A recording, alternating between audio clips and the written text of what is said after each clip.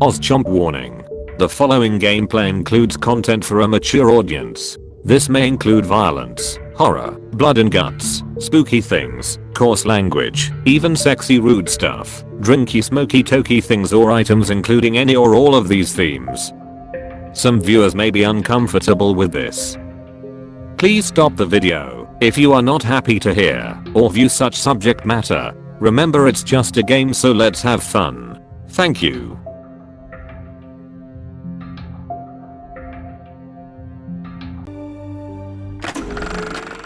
Alright, that new game smells wearing off. Let's just get down to business.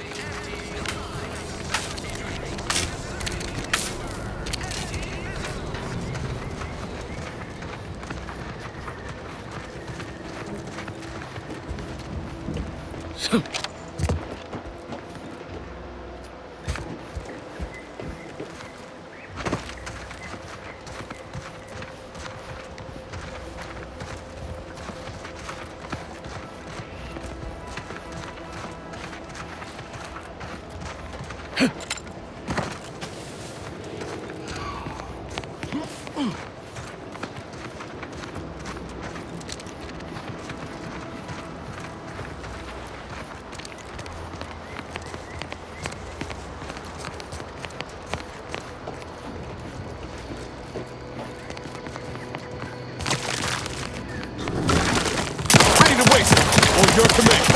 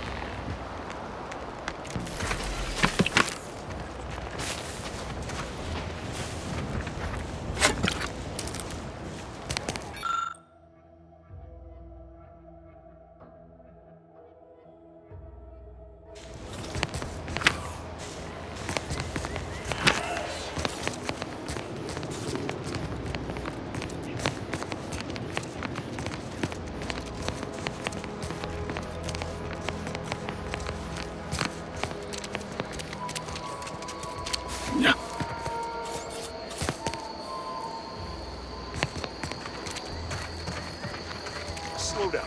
Schultz went where? Sakes alive.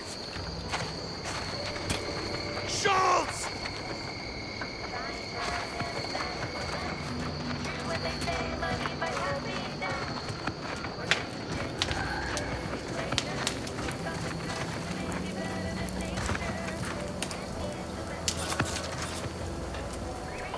Anyone got lamps on Schultz?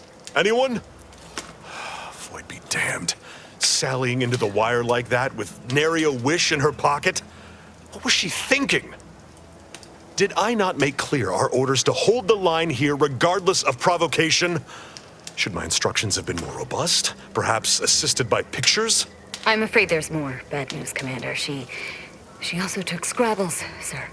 Would that he'd done her more good. Seems Calamity has claimed 2 good soldiers today. You there. I don't normally sanction nameless passers-by giving ear to my private discourse. That right. Earth Directorate. Not many would claim such affiliation these days, and none from Arcadia have the knowledge to lie about it. What's your business at the Vox? Sounds serious. Were it in my power to offer aid, you'd have it. Alas.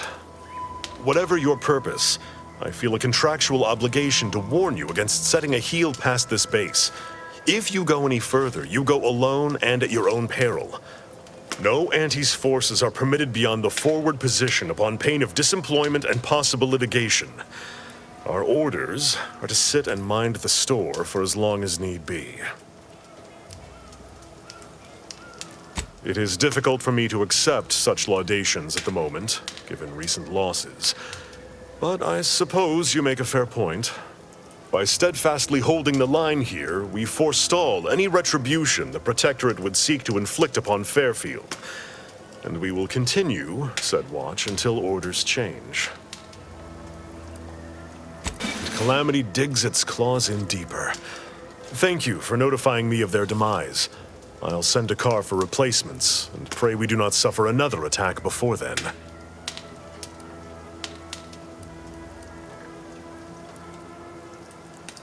I'd thank you to affix some ballast to that name when you speak it. Scrabbles has been integral to this unit's success for years. Outsiders may see him as a toy, but we've bled alongside that stuffed sprat. He's damn near family. Schultz obviously knew the risks and hoped he'd protect her through the minefield. Alas, even Scrabble's power has limits. Still would help morale to get him back, though.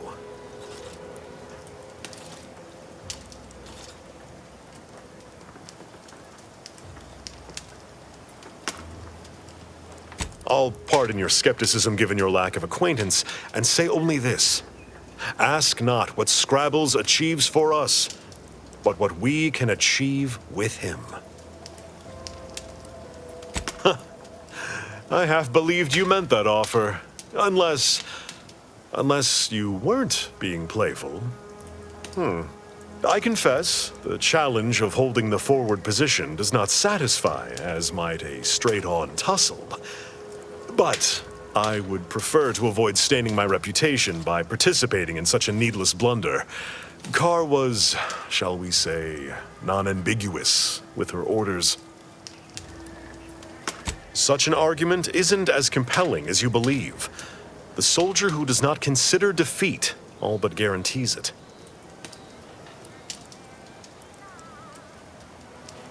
I will take action when action is appropriate, and I'd suggest you modulate your tone more appropriately the next time we speak.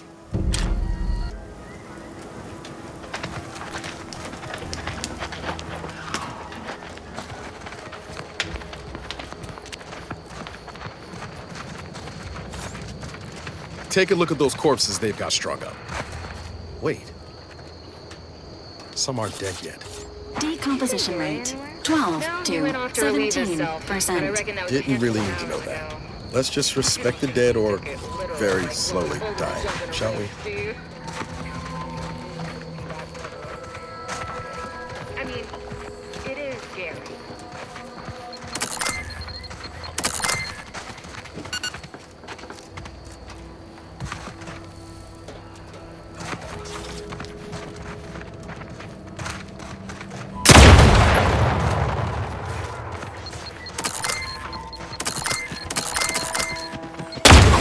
Slow, Commander.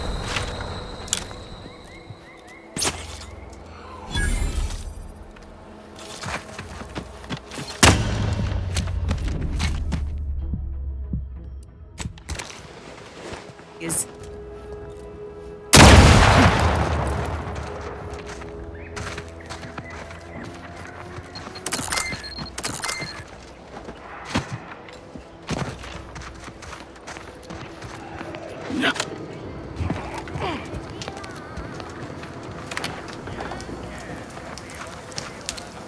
Stay out of the minefield if you value your limbs.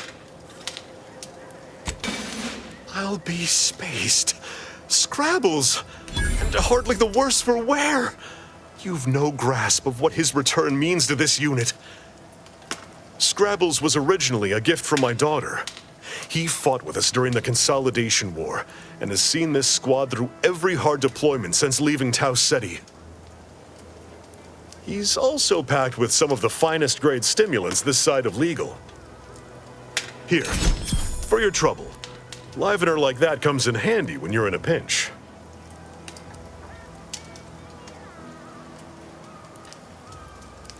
Seems everyone's scoring big today.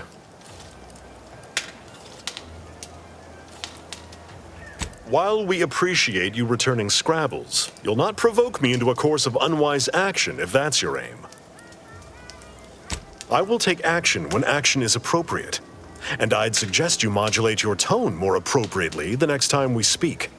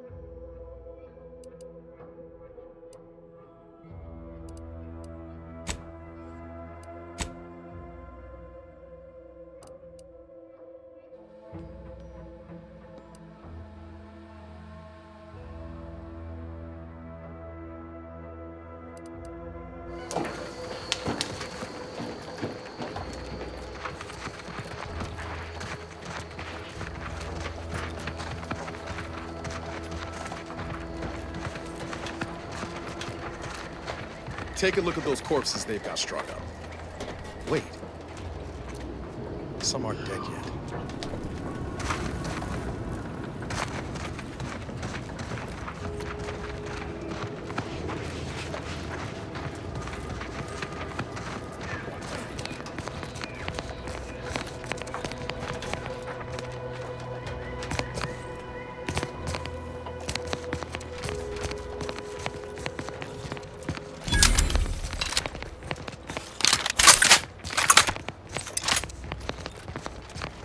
You there.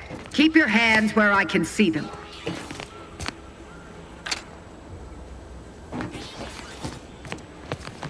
Stranger, consider yourself lucky that I've been ordered to not open fire unless fired upon.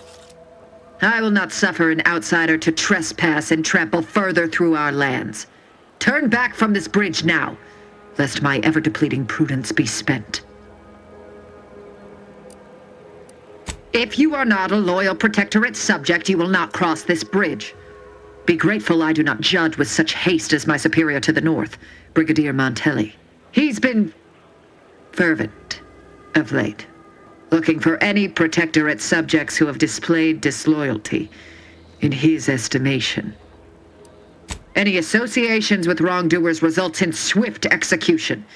That has, unfortunately, put many folk in his sights, myself included. And so we wait for the proverbial axe to fall.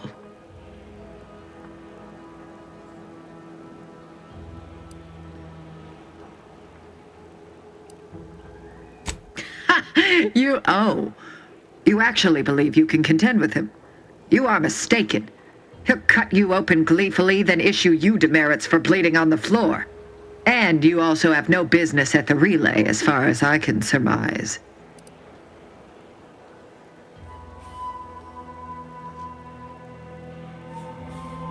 You dare to propose an arrangement? I may have need of your help, stranger, if you are ready to seize an opportunity to show fealty to the Protectorate.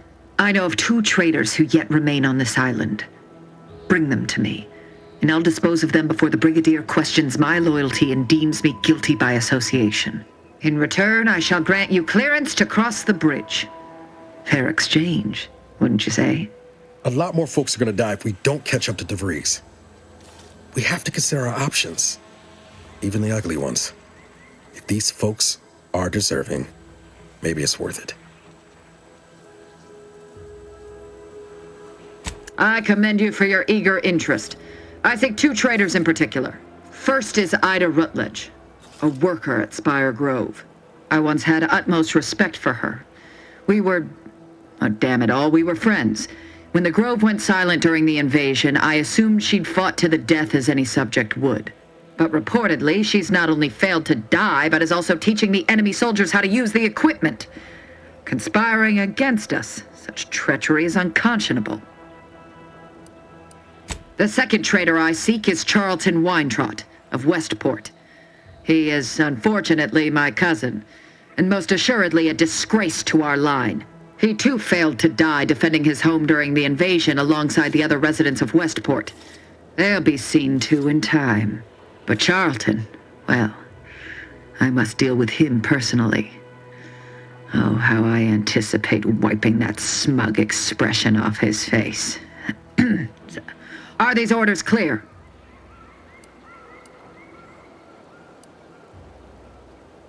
Time and place, Commander. Time and place. Your humor leaves much to be desired.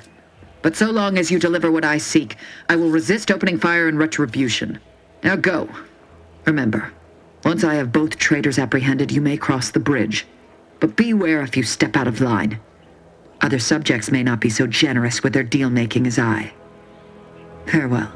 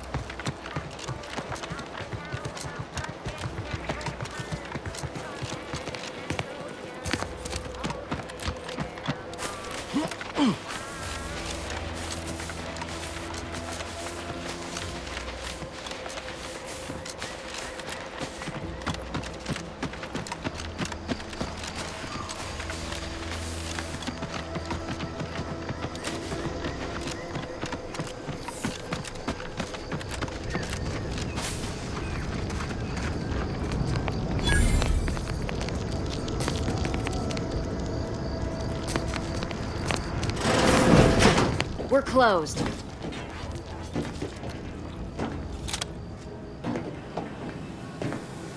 Did you not hear me? This place is closed. No learning today about how everything happens according to the obscure calculus of an indecipherable plan.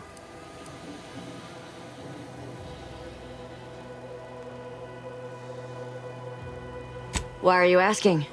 Who are you? The people she tried to kill. By the architect. I had no idea. I wish I could say it was unbelievable. I was afraid she was becoming a danger to herself and to others. But this is horrifying. Yeah, imagine how we feel. Why don't you tell us where she is so we can make sure she ain't being a danger to herself or others? And how are you going to do that? That ain't something you ought to be concerning yourself about. If you think I'm going to help you do what I think you're talking about, you are deluded.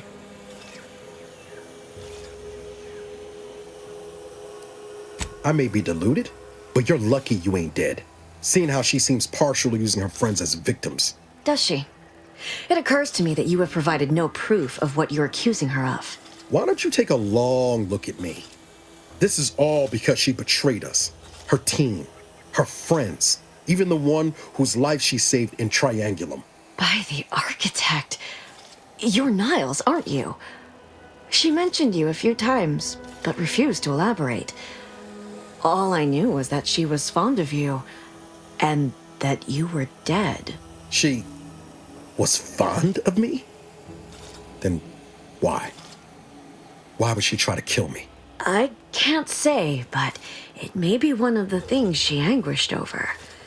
An anguish I fear finally overwhelmed her, and could likely be what's driven her to her present course of action.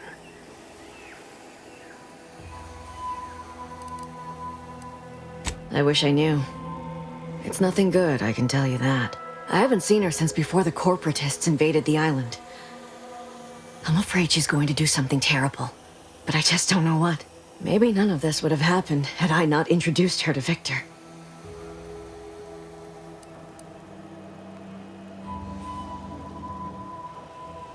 How did... You saw her terminal, didn't you?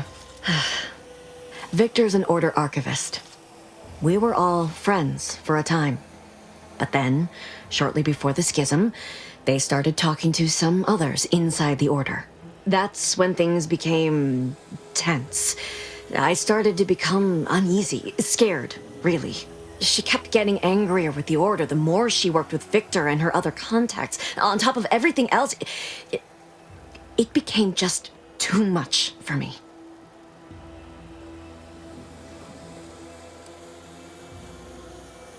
Among other things.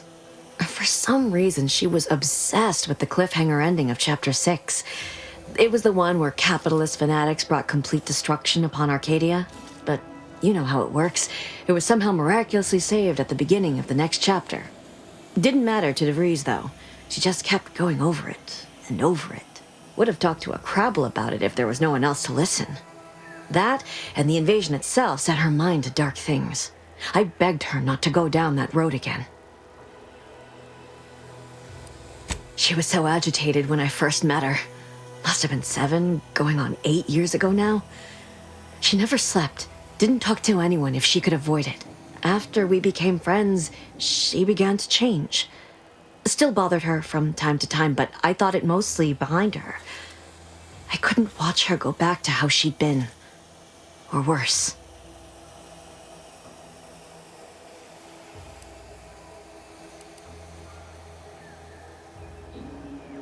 No. But it had to be someone's fault, right? The Protectorate couldn't possibly have failed to safeguard the colony. And they had to answer the accusations the Order leveled at them. Just a religion driven by algorithms, maths, predictions of the future. They believe they will eventually solve the universal equation and know everything, rid humanity of uncertainty. We became friends when she saved me. I'd said something without thinking. Must have been distracted. We all know to watch every last word we say. For some reason, she interceded on my behalf with an arbiter, and she convinced him he didn't hear what he actually did. No one does that. Void, I didn't think anyone could. We all were, originally, before the schism. But she never gave it up, even when it became illegal to even mention their name. Which was surprising with how angry she seemed to be getting with them, even as she was deep into scheming with Victor and the others. She even continued to sign her messages, "See you in the equation." It's all so confusing. What do you mean? It was where she worked, one of the Protectorate's communications hubs. She didn't speak of it much. At least to me. She may have spoken to Victor about it. She ain't the only one. It's difficult to explain. She spoke about things in unfamiliar ways. I felt her words to be freeing, at first. But slowly, I began to feel unmoored, doubting everything I ever knew. She said learning the truth of things was worth it. But now I question whether her truth was just more of her penchant to sow chaos, no matter who may be caught in her schemes. Some days I wish I'd never listened to her at all. Others, I can't help but miss her. Even with everything. Know a little something about that, too. I did try to. Once. After the corporatists invaded Paradise Island and took over Fairfield. They seemed to let anyone in there. Some boisterous fellow even tried to recruit me. No. Nearest I could surmise, she'd left just prior to the fall of Fairfield. I'm ashamed to admit, I did break into her safe. She used the same code for everything. 15-778. That is Agent DeVries' identification code, Commander. She said it had some meaning from her previous life. I'd hoped she'd left something for me, but the safe was empty.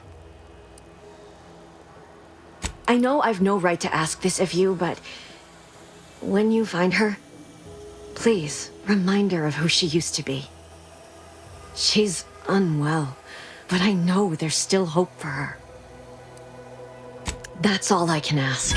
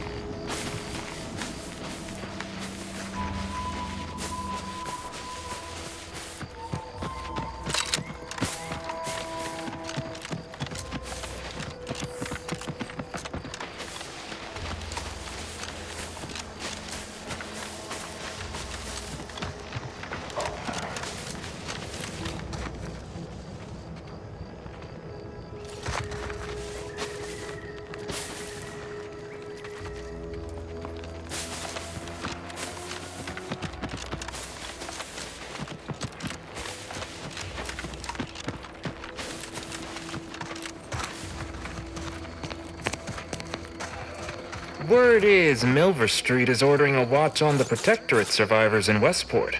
Once any change is reported. I hate that kind of work. It always sounds like so much effort. That kind of thing ain't even on my contract. Milver Street is offering bits rewards for anything of import we can tell him. But I do love bits. Come on, friend. Let's go set our lamps on something juicy for Milver Street.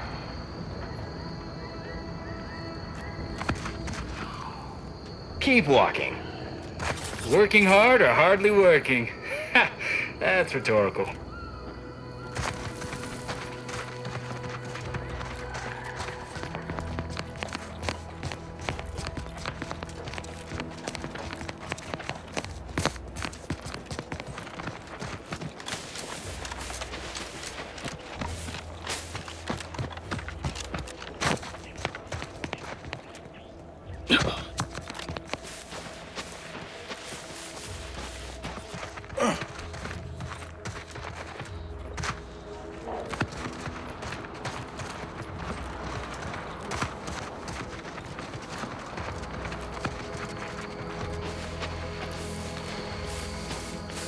I heard that. Danger. Give the order, and I'll take care of him, Commander.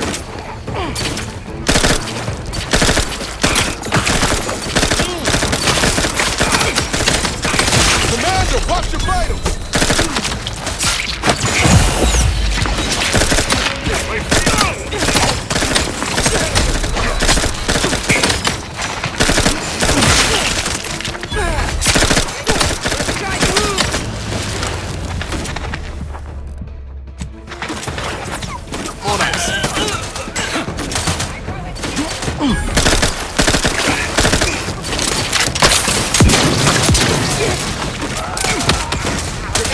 Are leaking outside, Commander.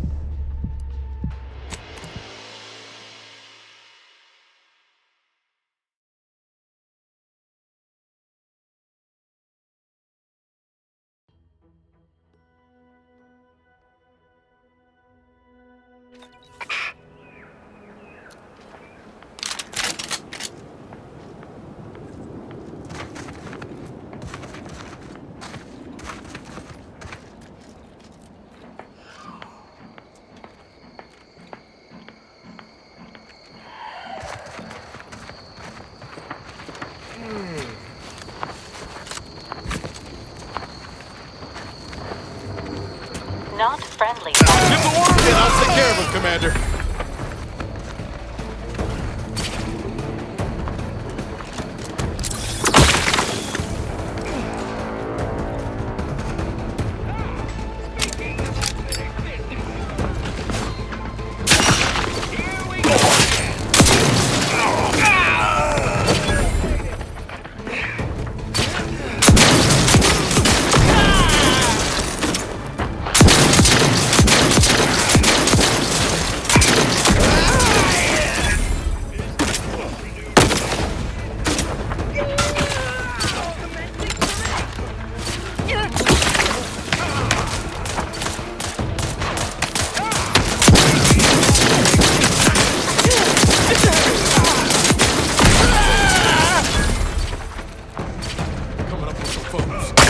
You are dying. Ready to take the heat off you, Commander. Just say when.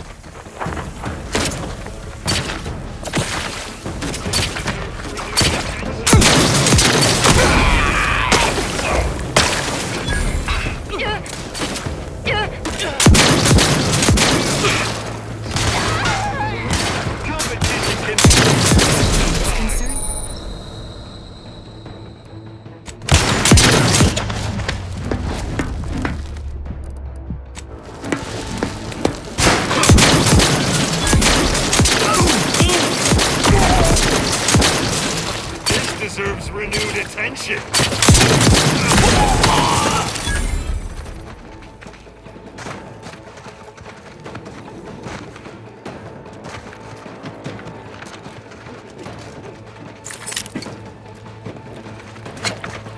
Confronting threat. Ready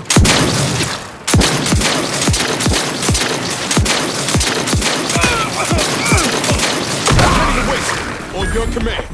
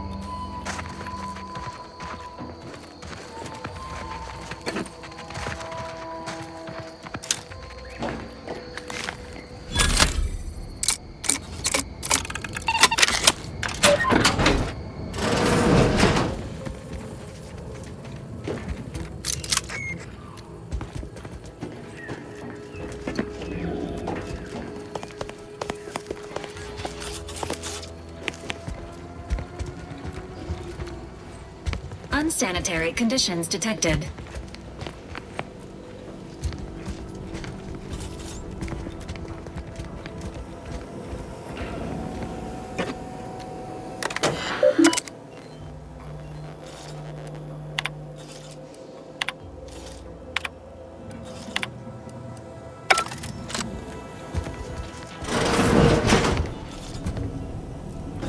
I've counted at least 6 horrendous death screams since you arrived.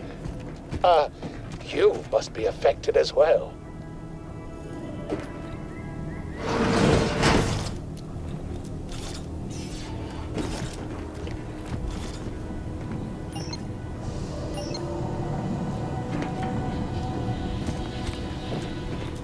Could it be? You seem an honest-to-goodness rational human being, unhindered by bloodlust, unshackled from their basal ganglia. Well then, by the Loeffler Risk Intercession Act, under Outbreak Provision 5A, I hereby press you into service to aid me in our present crisis. I, Elmet Ormsby, Product Envisioner, Department of Proprietary Methodology and Audacious Advances, am your interim supervisor.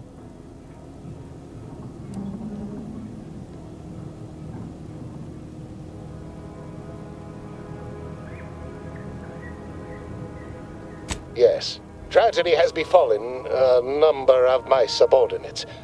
I will trust you not to make light of such heart-rending events.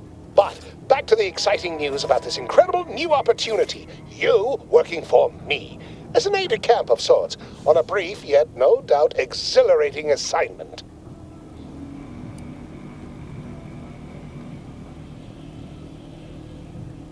Our lab had been researching the red spores that grow nearby to see if they might contribute to future Auntie's Choice products. As per usual, we threw precaution to the wind. A local spore sample interacted with a wonderfully preservative-rich diet of Auntie's Choice personnel, inadvertently leading to a chance reaction causing profound irritability. To a somewhat homicidal degree, it would seem to appear. By that measure, our work here could be considered a moderate success.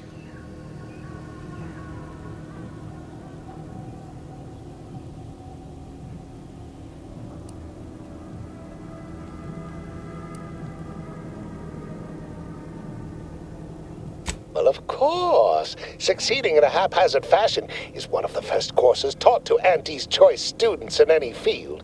But yes, I am something of a visionary. You see, our lab is a far cry from the others.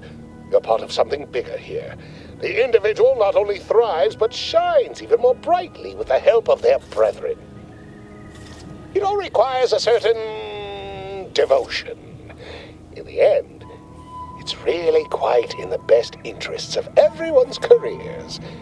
A rising tide raises all boats, as they say.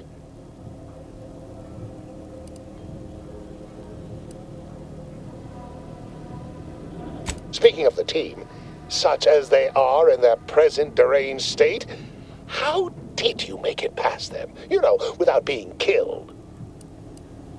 Aha, thought so.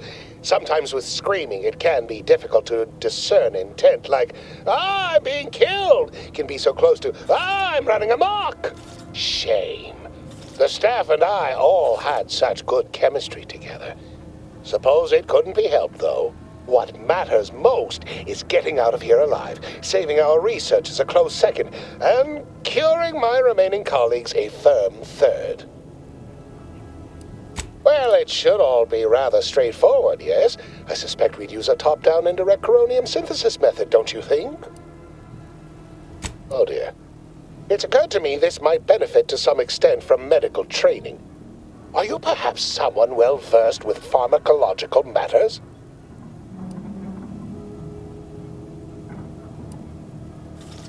Tremendous. Well then, before we roll up our sleeves and determine what's needed, any questions?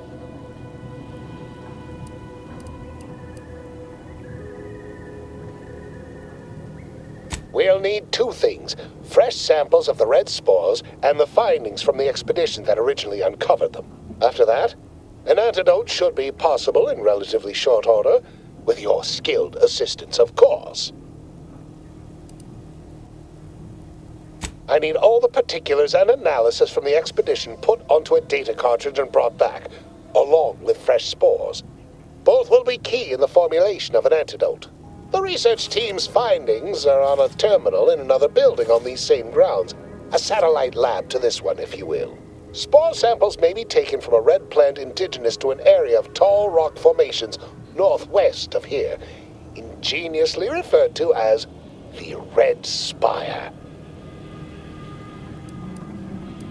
Once we have an antidote firmly in hand, we can save my remaining colleagues, so best not murder them all in the meantime.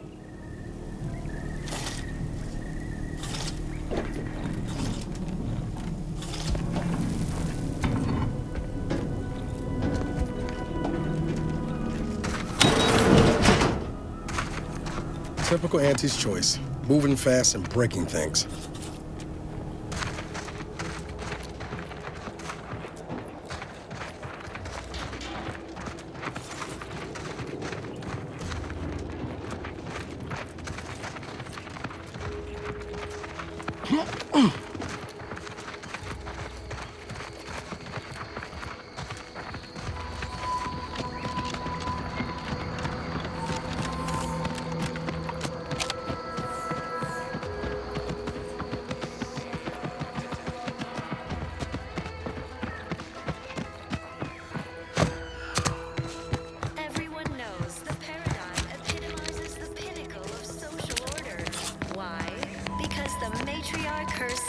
Designed it, and the Sovereign embodies and executes on it. Throughout history, human societies were constantly out of balance.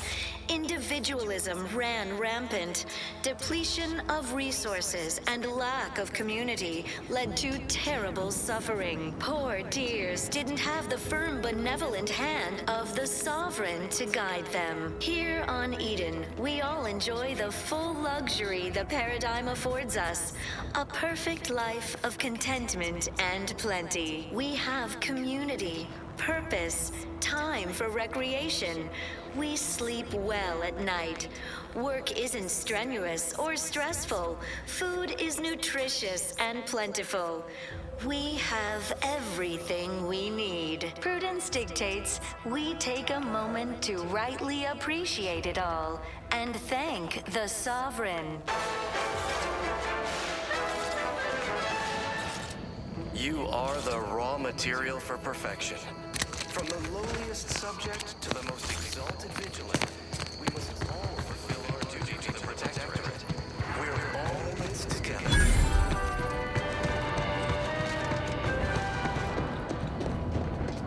The matriarch chose Eden because she recognized it as the perfect ecosystem.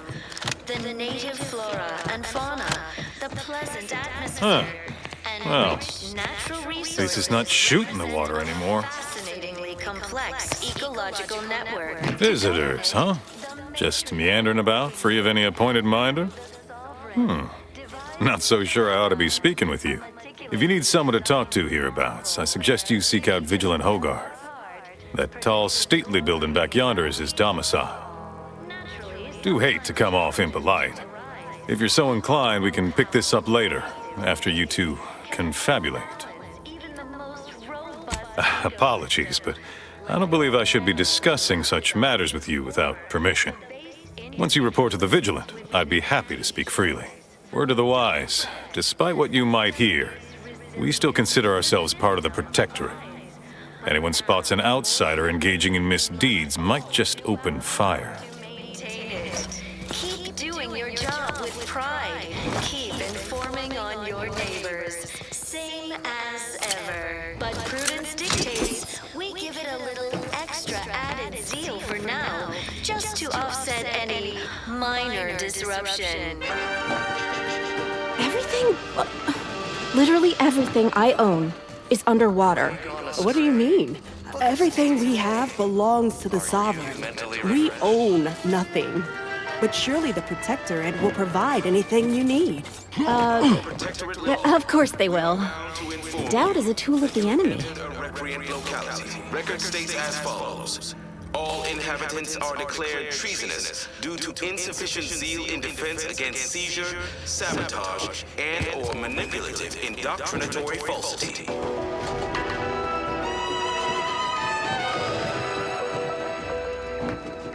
Our enemies envy our prosperity, disdain our sense of community. The Matriarch and Sovereign chose Eden, the perfect ecotope, as our home, and devised the paradigm as a great way to maintain it. Why? Because the Matriarch Appeared right out of the aether, just as I imagine our proud sentinels do. Like, here I am, your innermost thoughts are known to me, and nobody once hears from you again. Caught me reciting passages from a beacon to the cosmos, illustrating my steadfast fidelity. All subjects prosper under the guidance of our beneficent ruler, the Sovereign. That part always hits me directly. To quote my personal log, an essential passage, rightful and true. Charlton Weintrott. a perfect life of contentment and plenty. We have community. Did I? Not again. Oh, this? It's a birthmark, skin condition, both, about which I am rather sensitive, thank you very kindly. And plentiful. We have everything we need. Prudence dictates we take a moment to rightly appreciate it all. Say, you are every bit you seem, yes? Thoroughly on the up and up and in no way a hidden agent? It is widely known that a sentinel is required to stand revealed before rendering judgment.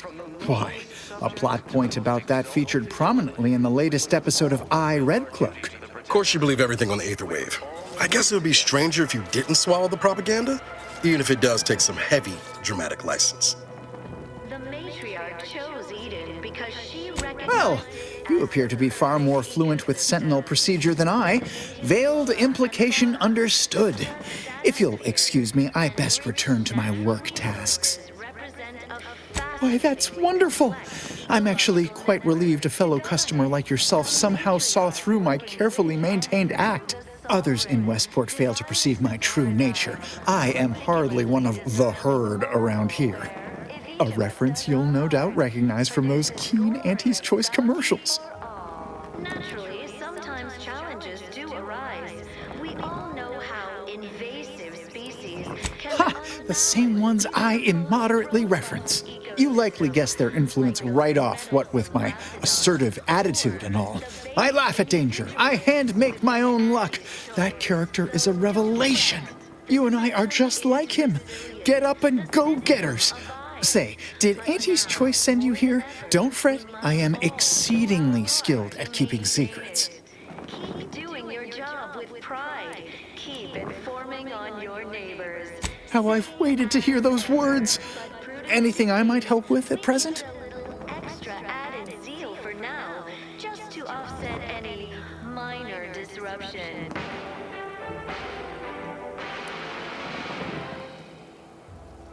Really? What was he like? Bold? Assertive? With a wildly obstreperous theatrical air? It's not just a good idea. An audacious proposal. Yet this place, despite its recent humidity, remains comfortable and familiar. Hate to dash everyone's hopes. Suppose I am still part of the herd. Huh? You do that? Really? No, I do not believe your dissemblage. A true go-getter would never resort to such tactics. I see right through it, plain as day. Our enemies envy our prosperity. Of course. Toodaloo. Community. They sneer at our contentment.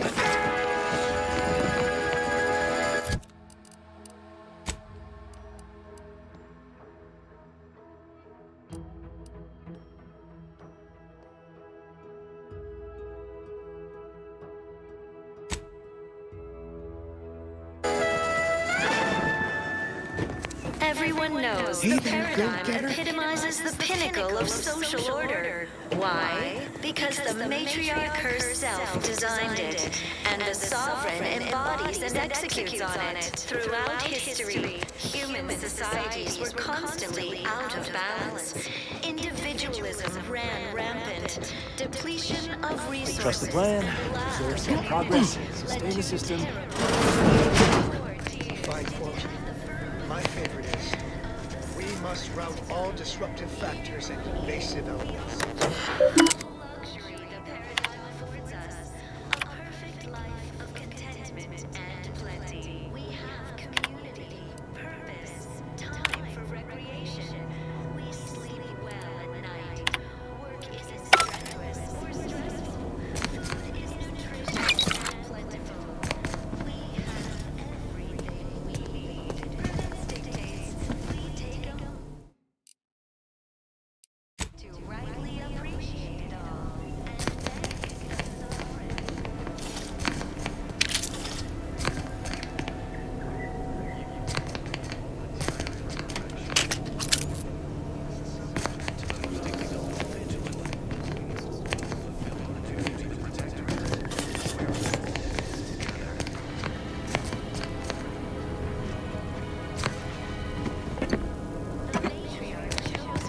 Because she recognized it as The wireless said that flooding Westport is routine maintenance to remove the dust that had been building up in our door frames. The Sovereign really does think of everything. Natural resources represent a fascinatingly complex ecological network. To govern it, the matriarch, working with and through the sovereign, devised the paradigm, a meticulously Well, it's infected. Redstone arrives soon, we'll have to start cutting. You walked in here under your own steam and appear reasonably free of cuts, burns, or weeping lesions. So, I assume you're presently devoid of mortiferous injuries. Good. Because we've got more of that than we can handle. You haven't heard? When Antes invaded, they broke the seawall. Flooded nearly half the town below, where most of the domiciles were. A number of our subjects drowned. Others got concussed, or even crushed. A few were electrocuted or exposed to caustics. Took a while for our water purifier to catch up, so some drank tainted water, which is not good for you at all. I'm glad it's working again.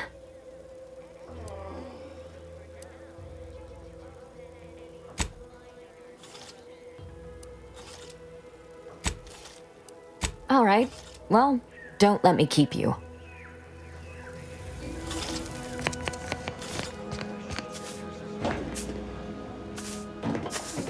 May you realign with the paradigm.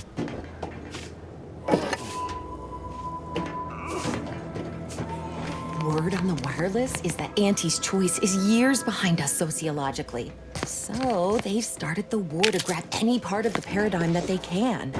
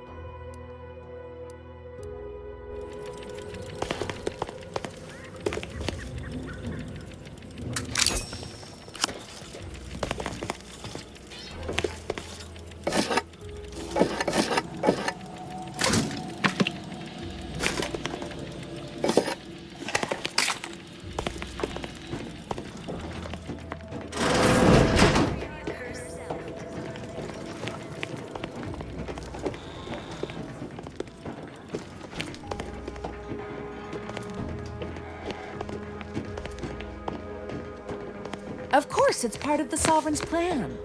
He floods our houses, which makes more habitat for fish, which offers us more to eat, which gives us the strength to build new houses. But then, how do I cook the fish?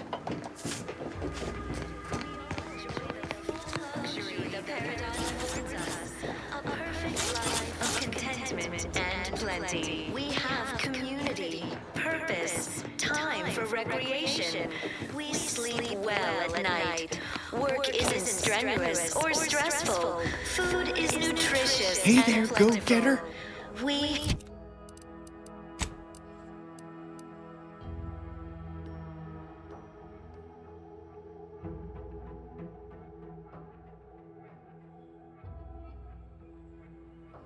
everything we need. Why, hello again. Any new business to discuss? Involving secret sympathies and sugary spoils?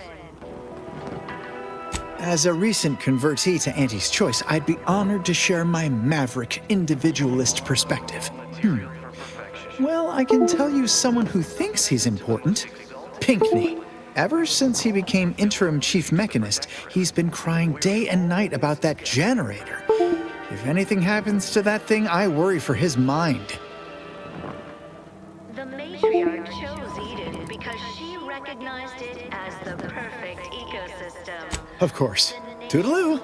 And fauna, the pleasant atmosphere, and rich natural resources represent a fascinatingly Almost complex missed the routine certitude of my assigned profession. The matriarch working with and through the soul.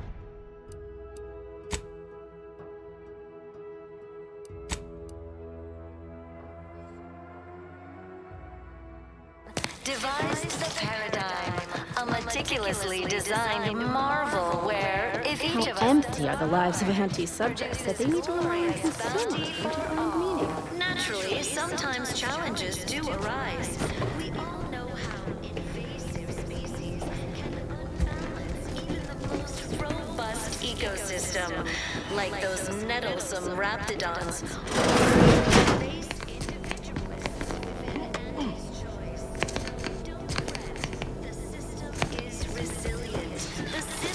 Abides. But now, more than ever, we must all do.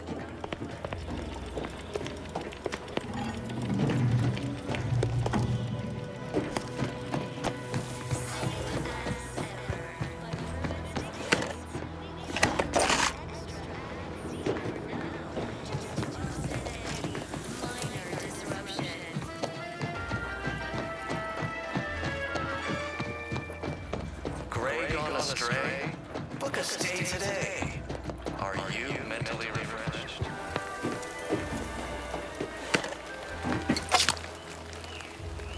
Under protectorate law, we are bound to inform you that you have entered a recreant locality. Record states as I was sad for a moment because my house got submerged in the flooding. But then the wireless told me everything was splendid. Now I feel much, much better. And/or manipulative. Prudence dictates we eye our neighbors carefully. The wireless said that flooding Westport is missing my favorite automech and imperfect thought. Sneer at our contentment. I keep thinking it. Everyone knows the paradigm. Did you hear? They're letting anyone who wants to train at the Arbiter's facility. But the paradigm says we're to spend our lives in our predetermined profession. That's why it's so generous of the Sovereign to let us become tiny cogs in the great war machine. Were constantly out of balance. Individualism ran rampant. Depletion of resources and lack of community led to terrible suffering. Poor dears didn't have the firm benevolent hand of the Sovereign to guide them. Here on Eden, we all enjoy the full luxury the paradigm affords us. A perfect life of contentment and plenty. We have community. Look who's back. Time for recreation. We Don't suppose you checked in with Vigilant Hogarth yet, eh? strenuous or stressful. Food is nutritious and plentiful. We have All right, I guess. I'm maybe just a mite bit anxious on account of this new assignment. I mentioned to the Vigilant how I'd reset my chef mech to prepare meals to my liking. Next thing you know, he puts me in charge of repairing all the mechs in Westport.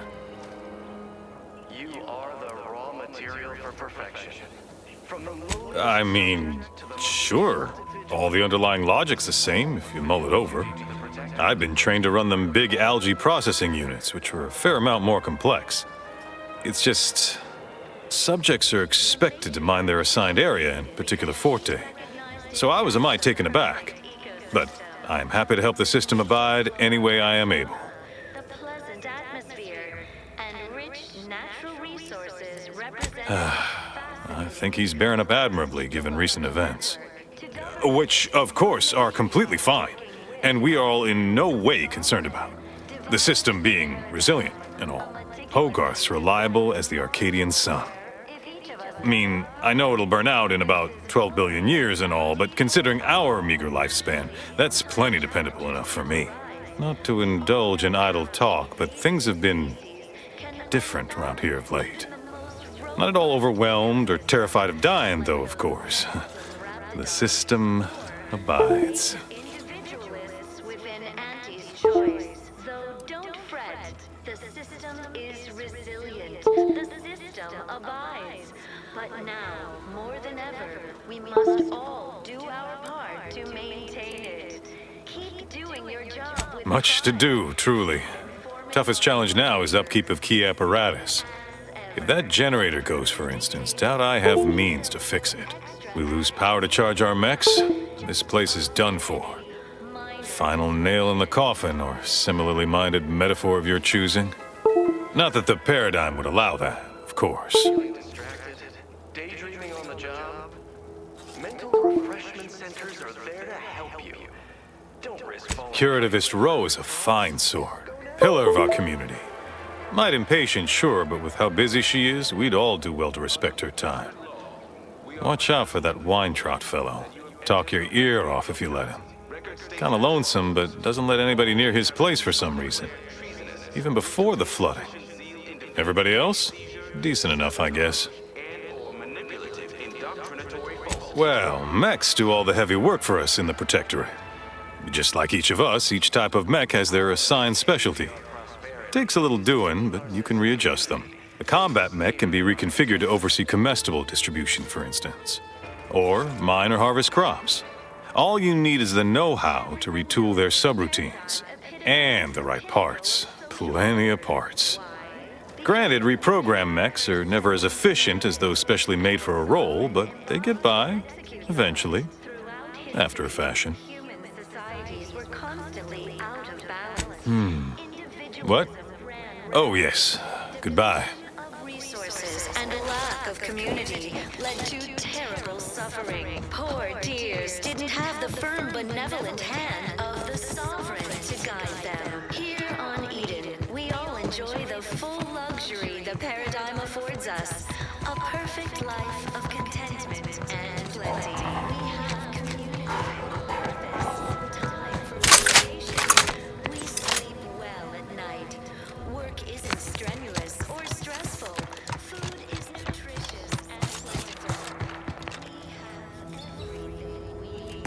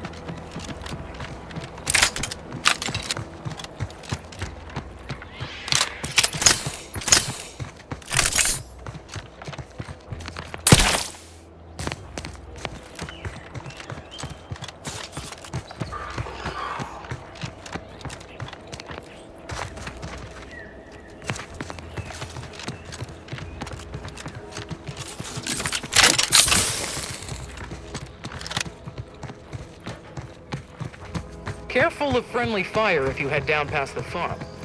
Last time we wandered past, they opened fire on us.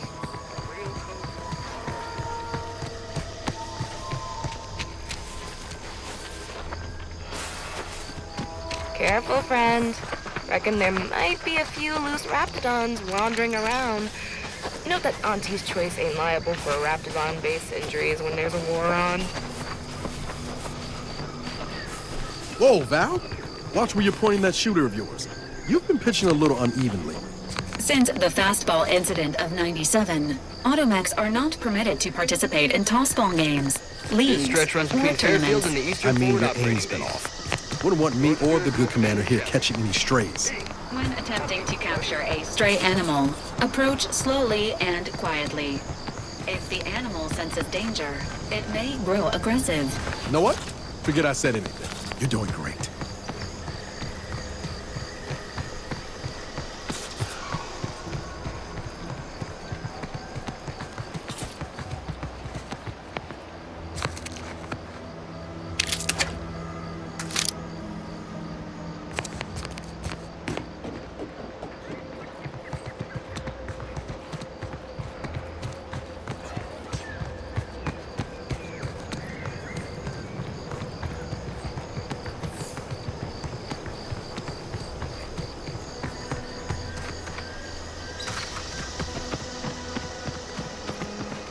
Doc said nothing important got hit. Nothing important? Turret shot her 15 times. No way that didn't do something. If I'm gonna get back to bits, Ilanter, now's the time.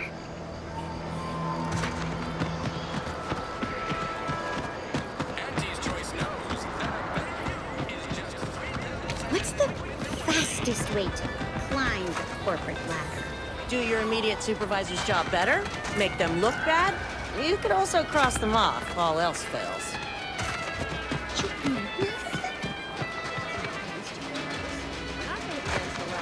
Commander, there is a 98.7% chance that hunting Agent DeVries will require greater amounts of ammunition than you currently possess. Ammunition can be purchased at vending machines or crafted at a workbench using materials like this collection of scrap metal and powder. I can also help you craft items in a pinch when we're out together. Most won't even explode on you.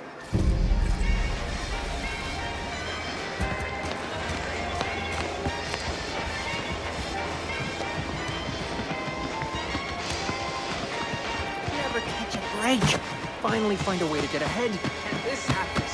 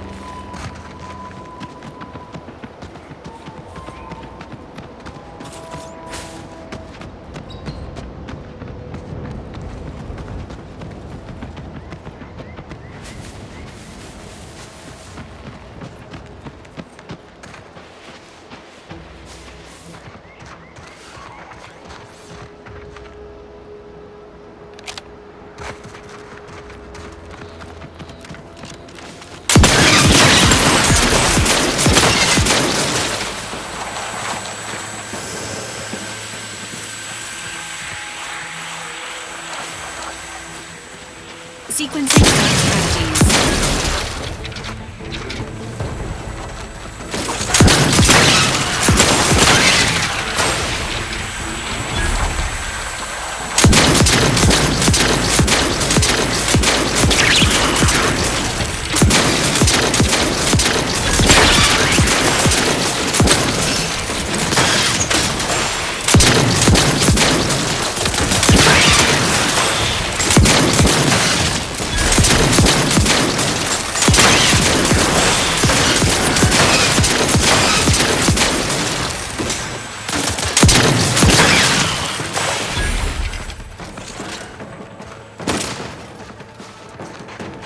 Emergency protocols ready.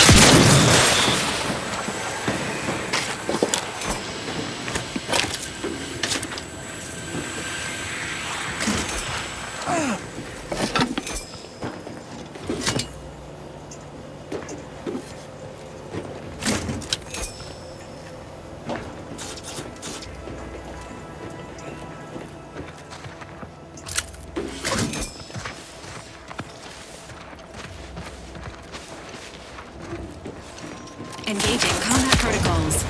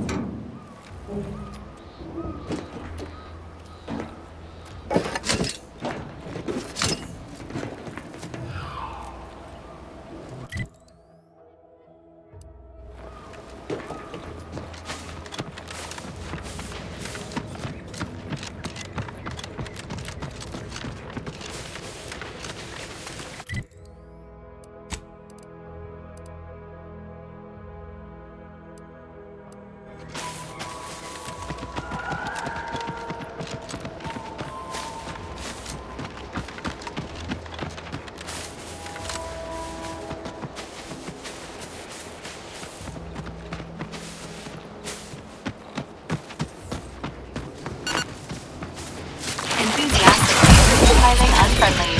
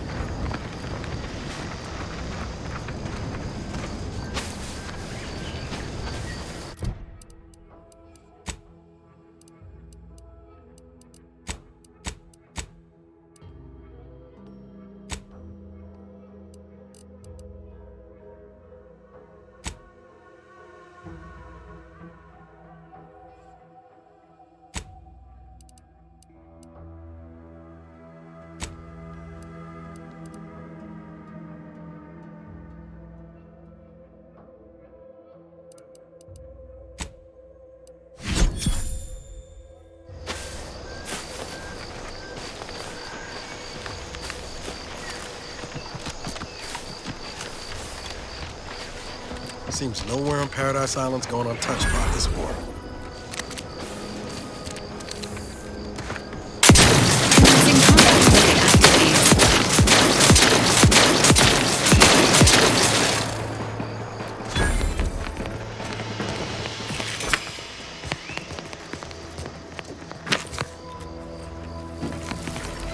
Entering a confrontational state.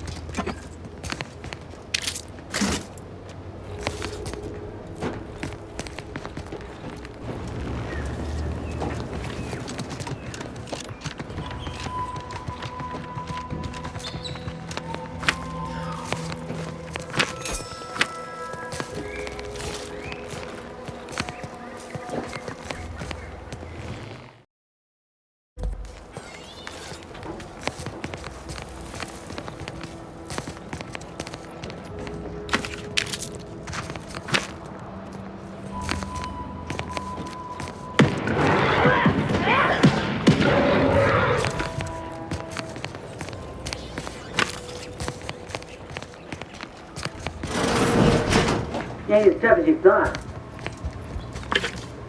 Hey you! Get over here before you get yourself killed.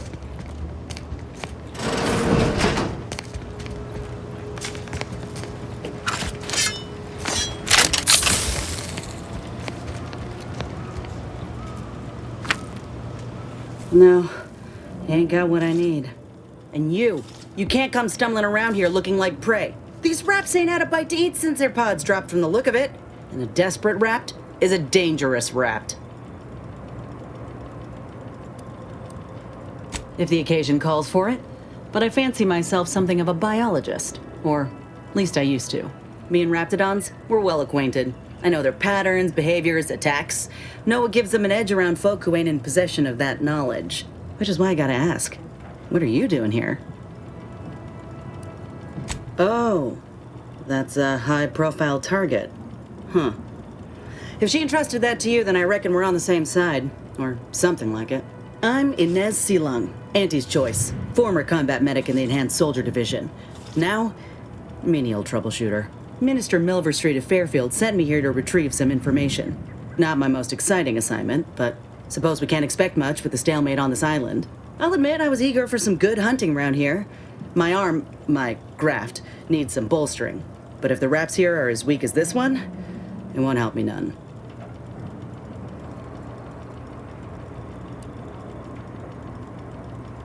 When there's paperwork, there's enemy secrets. And dropping raptidons on the place is a quick way to stop any personnel keen on destroying those secrets before we find them. It's a kinder fate than if they survived. Allowing us to walk off with this intel would surely land any survivor in front of the firing squad. Or sentimental refreshment. As far as I can tell, it's the polite name for re-education camp. If you've got the misfortune of being protectorate, you live under the watchful eye of the Sentinels. You even think of stepping out of line, they pay you a visit and send you off. To where exactly, I ain't sure. But you'll be getting obedience kicked into you. And apparently there's some highly sensitive intel about mental refreshment hereabouts. The minister sent me here to find it.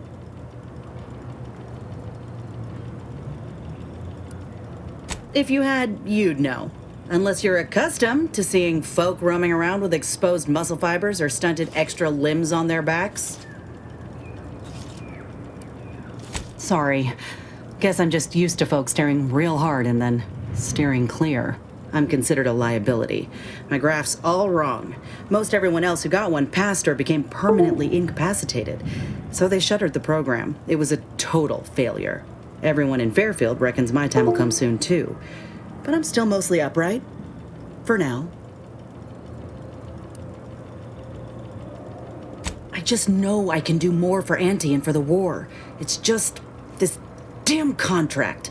Unless I can amend it so I might fix my graft, proving myself ain't happening anytime soon. Weren't many of us grafted soldiers to begin with. To think I'm one of the lucky ones. No. Enhanced Soldier Division was the fancy public-facing name for the grafting program. And when I say it was shuttered, I mean completely fucking demolished. Bet they'd erase it from the financial records if they could. It was that much of an embarrassment. In the wake of such a failure, it's left us grafted folks with no support. I only been able to treat my own ailments thanks to Doc Tinsley in Fairfield. She worked for the program for a time. She's a good one. She's bound by contract to work on whatever task Fairfield's illustrious leader set her to, nothing else. But she also ain't quite got the hang of the employment thing.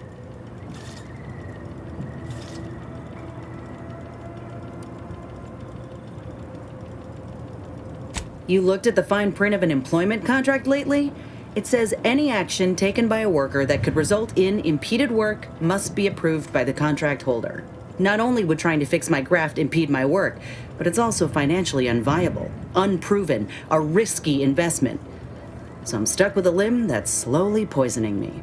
Could pursue fixing it myself were I out of my contract, but if I attempted to end it, I'd have to waive all employment rights for the next year. That's a non-starter. Let me put it this way. If I was already on the bottom rung, this knocks me clean off and buries me in sand. But I started from nothing before. I could do it again. Maybe.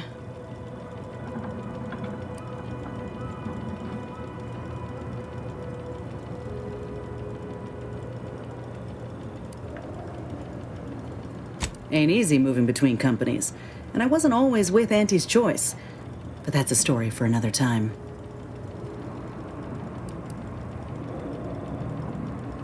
Get the feeling you will. Go on now. There's probably plenty of Protectorate info waiting to be scooped up if you're keen. Just mind the wraps. I got what I came for, so I reckon it's time to see about my contract. Law knows I could use a lucky break. Just me, or did Inez remind you of Helen? Tough like her. Shame she's with Auntie's choice.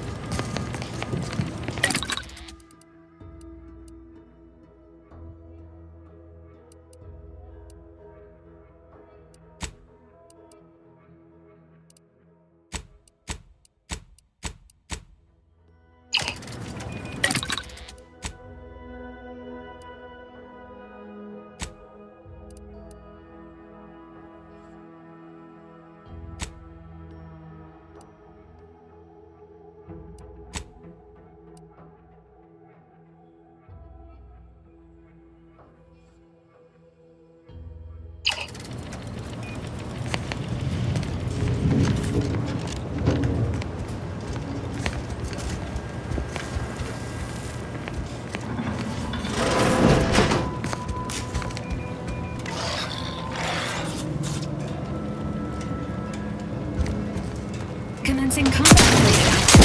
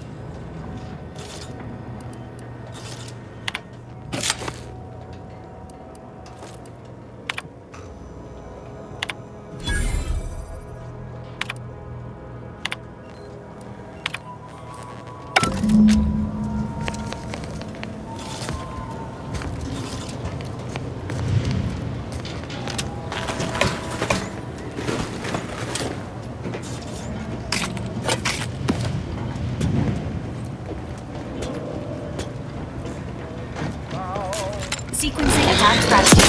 All benefits available at your request.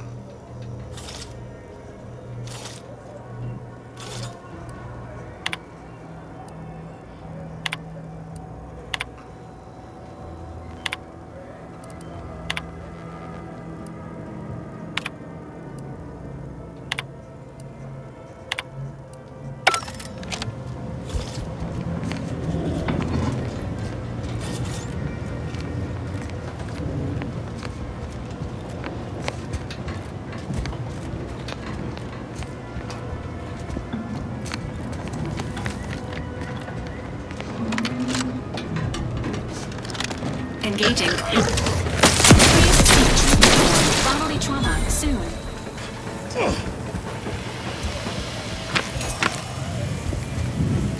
Inbound Raptidon.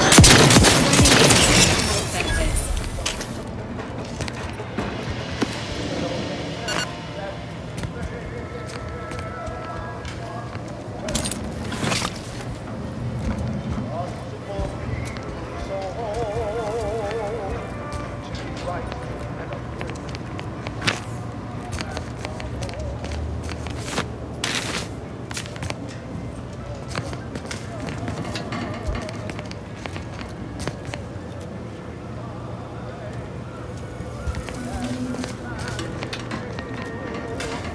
Side by side.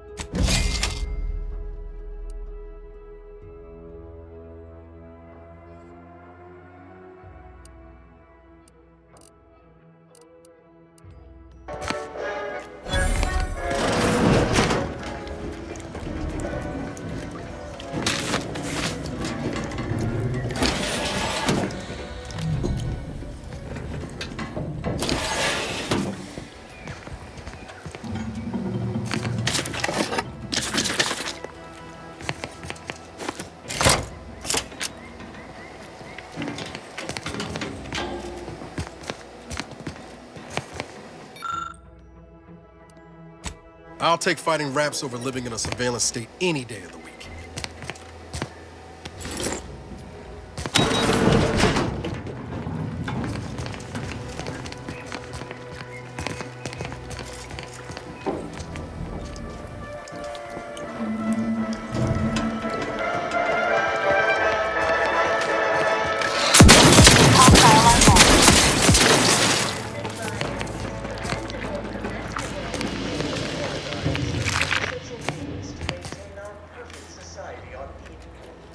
Each of us must do all we can to ensure it operates flawlessly. Is one of our greatest commitments. So try Eden's Bounty Ambrosial Biscuits. Protected food science. Advanced nutrients and high moral fiber. A delectable delight. As flavoursome as it is conscientious. How would your neighbor feel if you weren't eating a balanced diet? Why just ask everyone's favorite foods? Bounty Ambrosial Biscuits. Now due to continued research in an even wider array of unique and delicious flavors.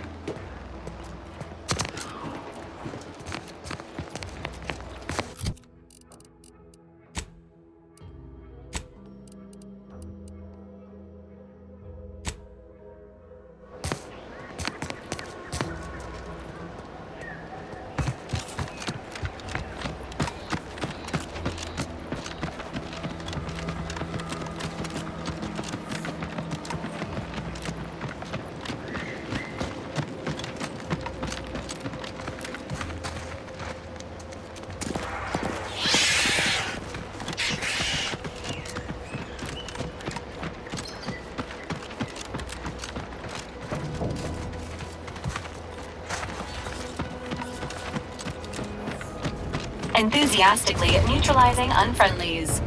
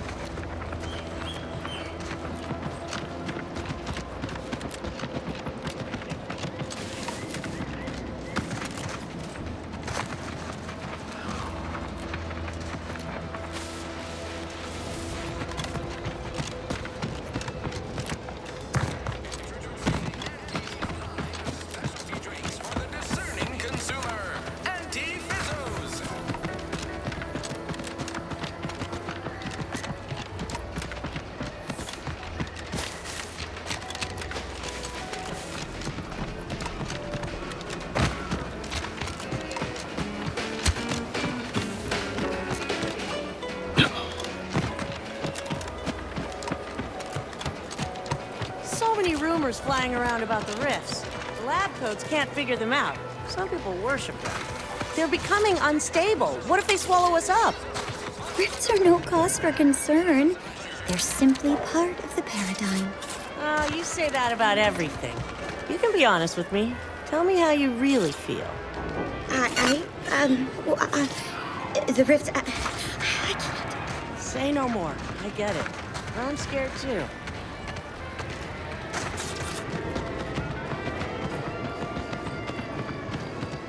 Those Protectorate folks in Westport, think they'll ever come around? They better. If they don't defect, they're done for. I hear the Protectorate brass cross off anyone who surrenders without a fight. Wow. And I thought getting your contract canceled was bad.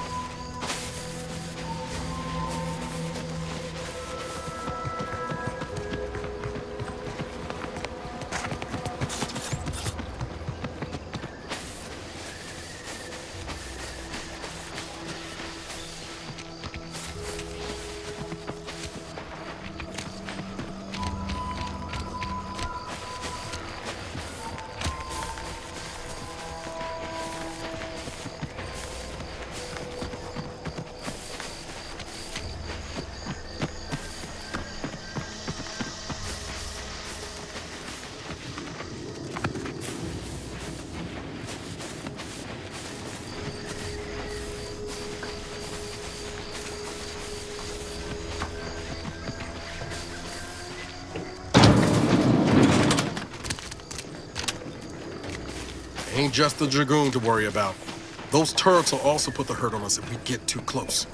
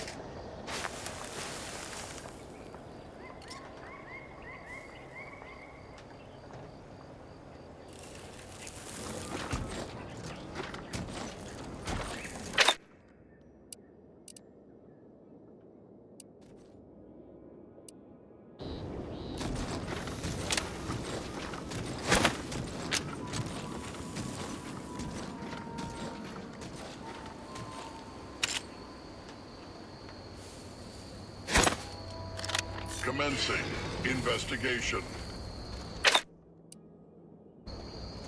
Conclusion. Elusive. Unreachable.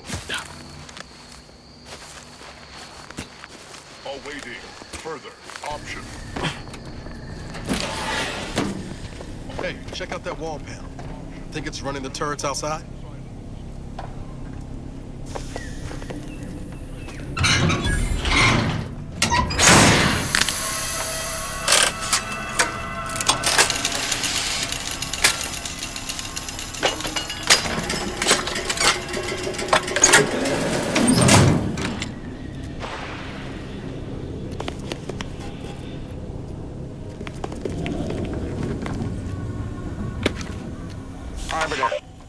Arbiter Nebs, the words are a song to my ears. This, no doubt, is the opportunity I have long awaited. These hapless recruits arrived just before the invasion. No sooner had they set down their bags than their instructors were called to the warfront. I read the fear, the uncertainty in their faces. And I knew, as this outpost's primary practice target replacement technician, I alone could teach them. They see me as their leader, their arbiter. I will not fail. Should the invasion breach our defenses, I will stand proudly at the vanguard, shoot to kill, and lead them to victory.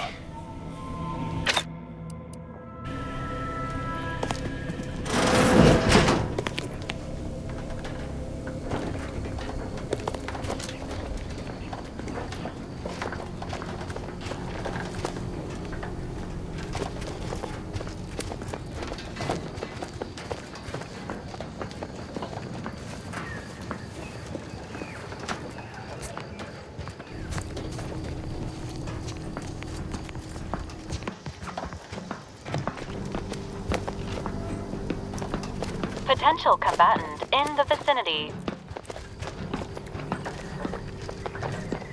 A perfect society demands perfect thoughts. Imperfection is impossible when the mind is a thing of symmetry.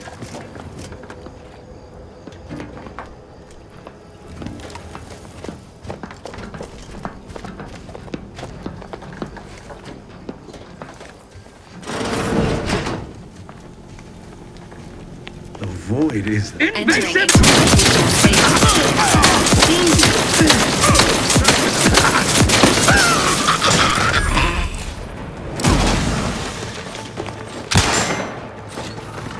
cocked and loaded. Just give the signal.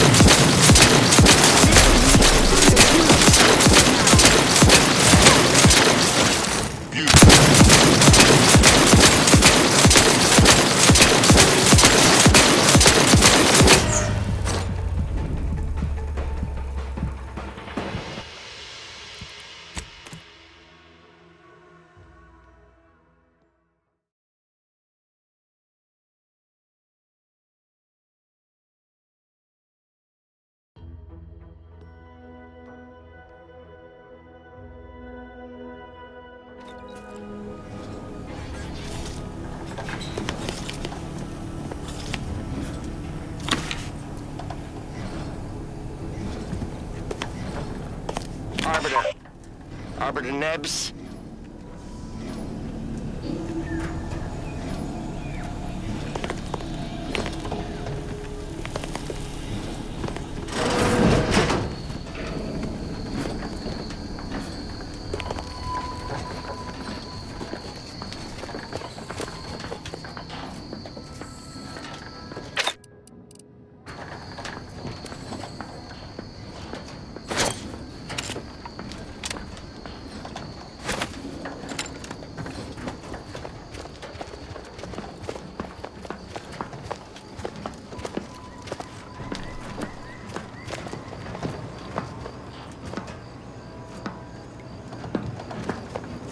potential combatant in the vicinity.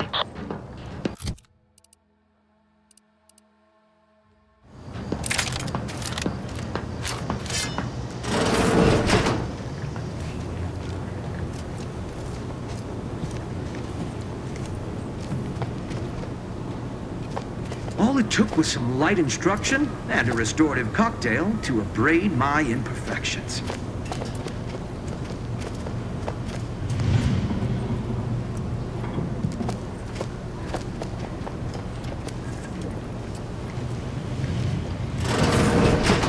Prudence dictates we rout all disruptive influences.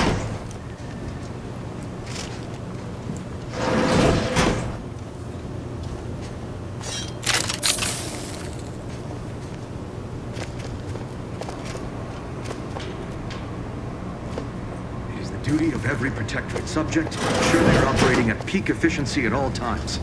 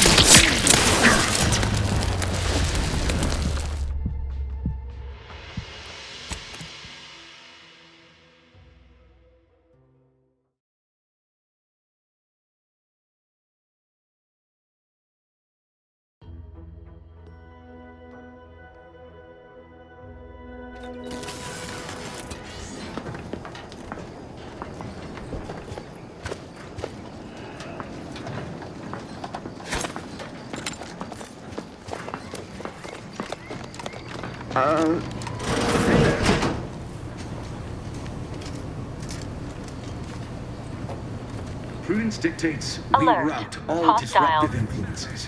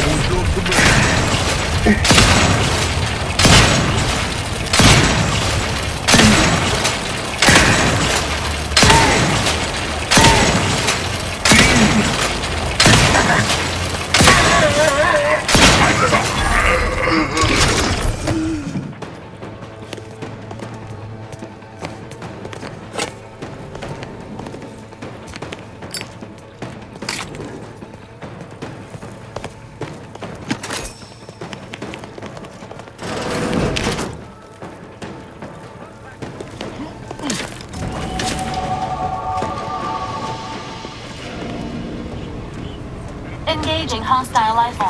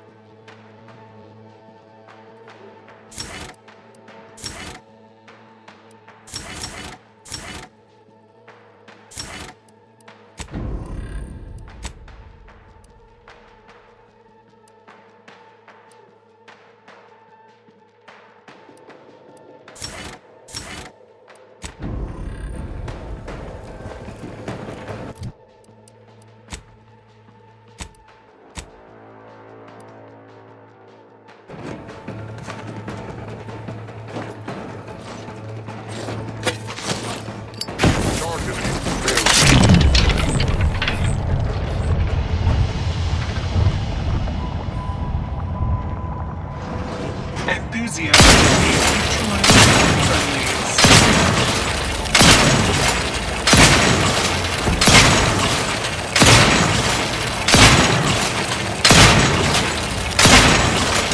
Resuming hostilities. Outsider in need of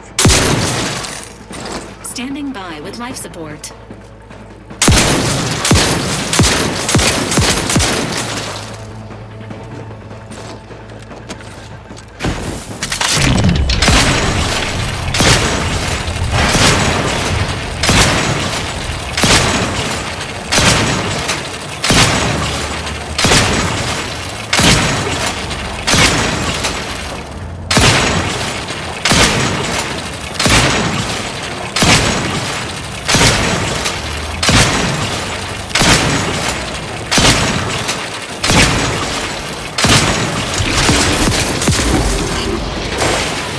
Confronting threat.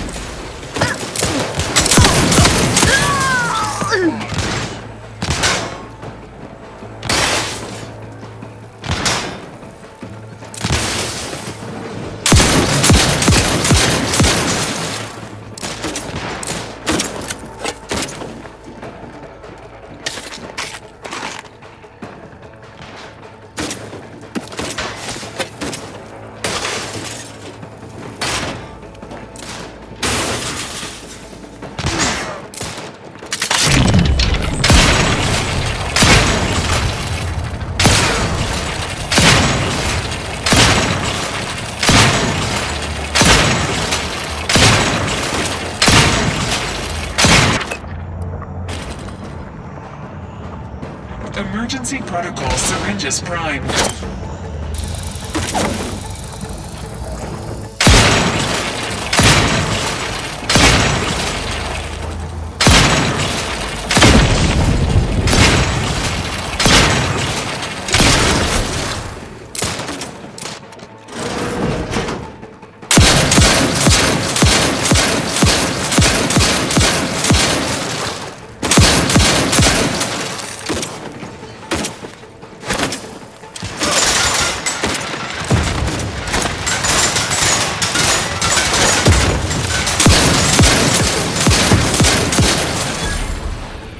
Engaging protocol.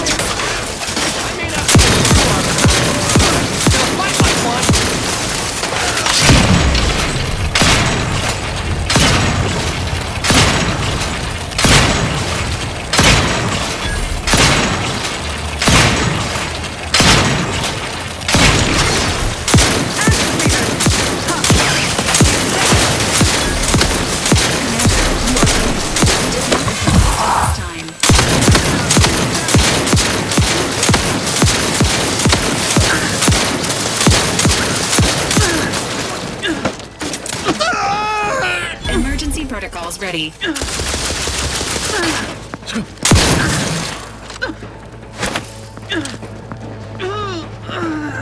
our beneficent leader!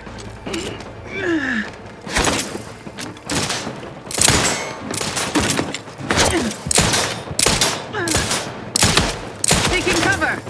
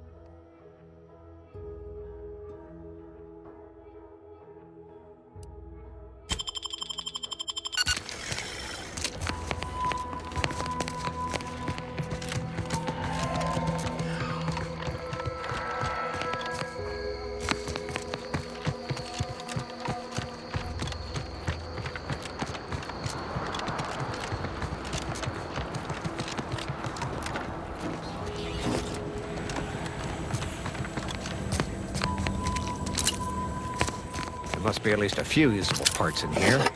Ah, it's warped. Just like everything else. Hello there. You wouldn't happen to have found any usable parts in all this debris? Westport's stockpiles of replacement parts are nearly depleted. I need to find some parts to convert some of our auto mechanicals, non-combat parts. Fortunately, there's nothing here that's salvageable. Auntie's bombs sure take their toll, don't they?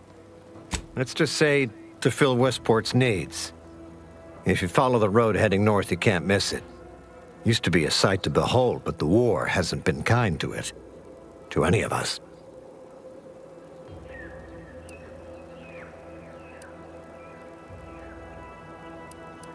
True enough. A few years ago, I couldn't have imagined us running short of anything. And now here I am, digging through scrap for parts. But I digress. Was there anything else? Need to get back to my hunt, you understand? Unless I missed my guess, this looks like it was transporting damaged and malfunctioning automechs from the Vox station to the Automech Repair Center to the south of here. The center is... Say, you don't work for Antes, do you? This is beginning to feel more than a little like you're digging for intelligence.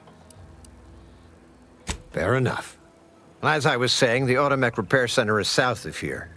Regrettably, subjects of Westport no longer have access to the repair center, hence my need to scavenge.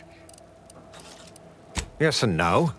The bombs certainly took a fierce toll, but I suspect these were all in various states of disrepair even before Andy's offensive, which has made sorting out where to begin my efforts here rather difficult. There should be a manifest somewhere, but it's nowhere to be found. Nor are the troopers who should have been escorting this. Or their bodies.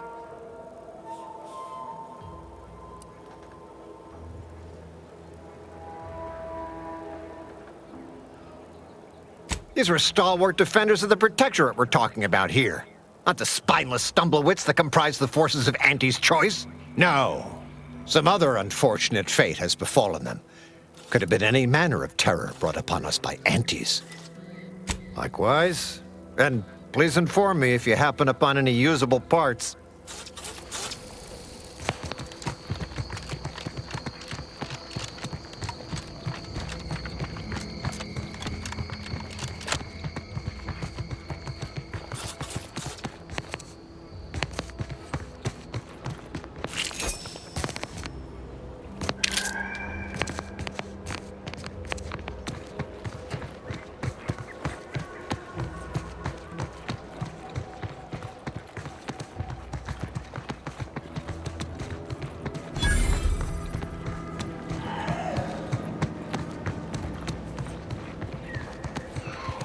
Who goes there?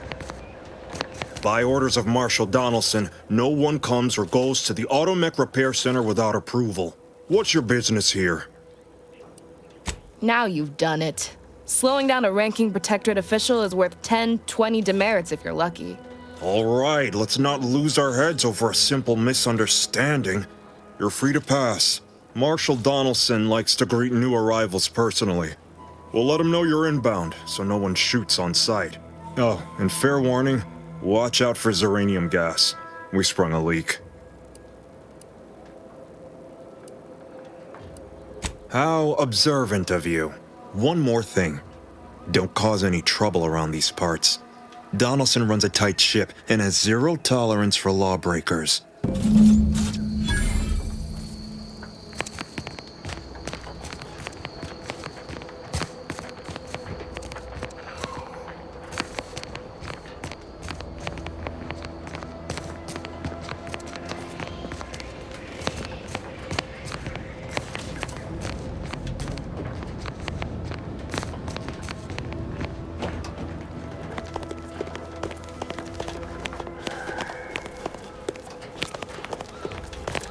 All that matters is getting these automechs to the Vox relay station. But Marshal, we must adhere to decontamination procedures.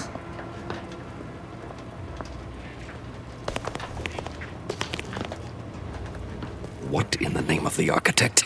Oh, right. My guards told me to expect a new arrival, right before our chief mechanist decided to harangue me with the latest on our catastrophe. Marshal, you're acting as though I'm not standing here auguring the impending doom of this facility. Woodrow, normally I would be obliged, nay, happy, to receive your senseless jawing, but not today. Perhaps this outsider can assist where you've failed. I hope you've come to help, because a crisis is bearing down on us, and I've a dearth of reliable hands with which to manage it. Well, Prepare to be disappointed. We've got a gas leak, if the color of the sky hadn't already informed you. Like you, me and my consternated head technician are new arrivals, though we may not last long if we fail to repair the uranium leak. I wouldn't have put it in those terms, but I appreciate someone who speaks their mind. The Vox relay station needs our automechs. But until that leak is fixed, this facility is a target for the sport of Auntie's armaments.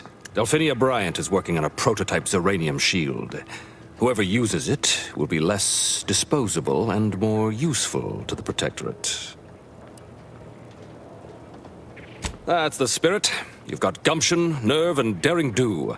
Almost reminds me of myself.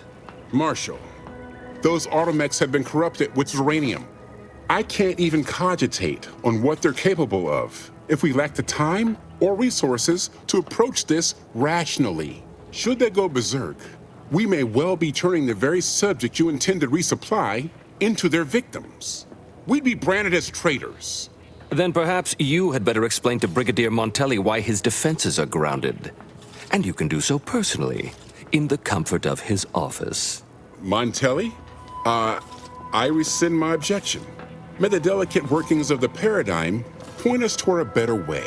There's a good fellow. Cleave to your loyalty, and it will never steer you wrong.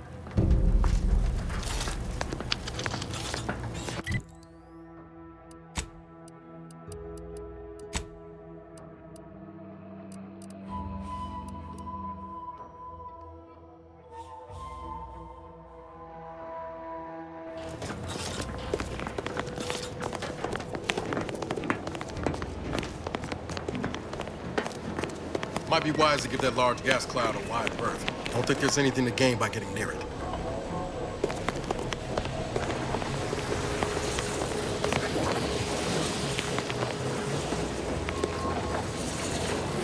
First the attack, then there's Iranian. At this rate, we're never getting caught up. Outer chassis sealant test number 14 is confirmed a failure. Uranium exposure rate appears to be unaffected. Test model displayed standard overload-induced paralysis, then became atypically aggressive. Forced to terminate test model in self-defense.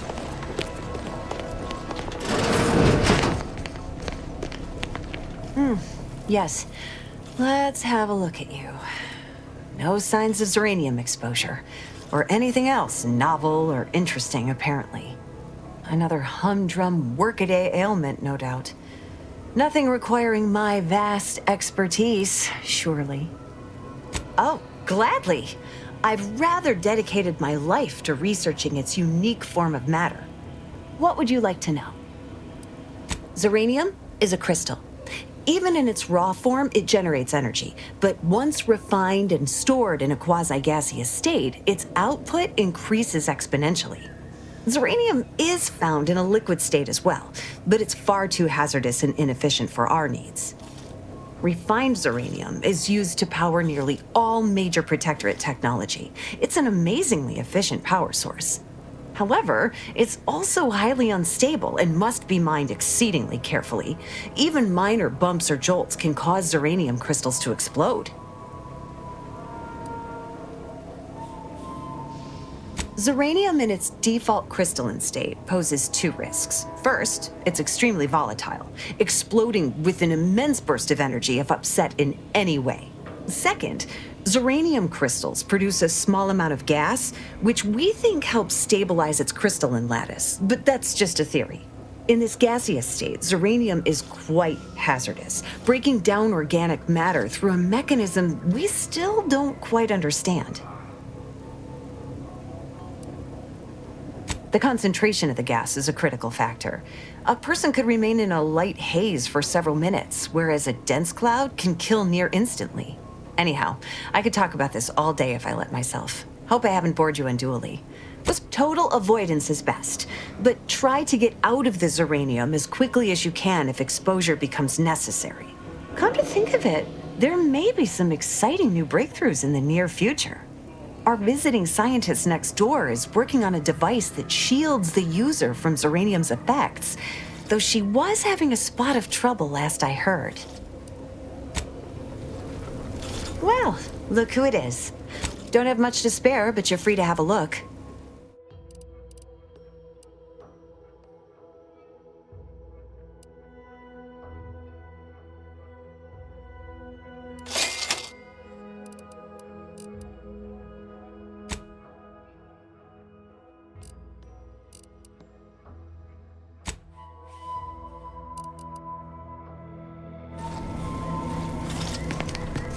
What brings you to this fine establishment? Caught a piece of shrapnel during the attack. What about you? Xeranium poisoning. Only a mild case, but the doctors are withholding treatment to study my symptoms. Sovereign's mercy. How do you feel? Downright privileged is how I feel. Sick with pride, nauseous with courage, and chronically fatigued with honor.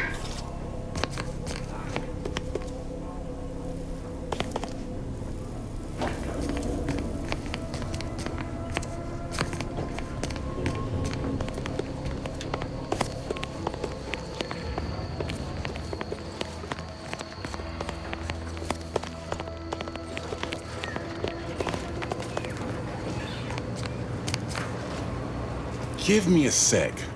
Almost done with this work list.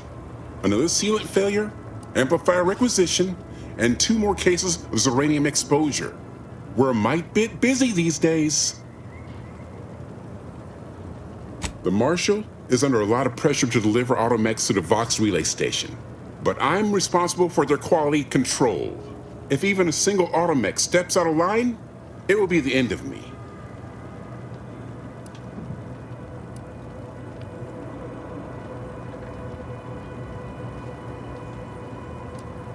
Brigadier Montelli does not accept excuses, and he does not tolerate failure. The Marshal is a good man, but he values speed while I value accuracy. Neither of us is wrong, but in this case, we both can't be right. You want to see the quartermaster. She's right next to the gate you entered through, under the Marshal's office. She'll only be able to sell you our surplus, but you might find some of it useful.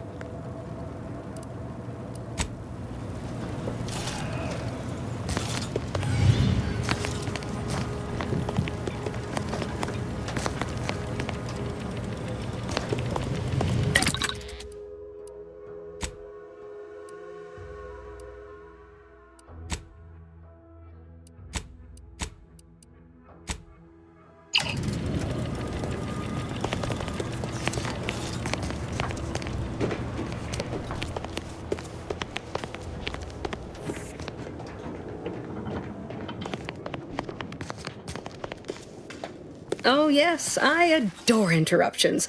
I was just saying, what's best for stoking the spark of invention? Regular disruptions to one's train of thought. Now what is it you want? Ah, our good Marshal sent you, did he? Well, unfortunately, the device is taking longer than expected.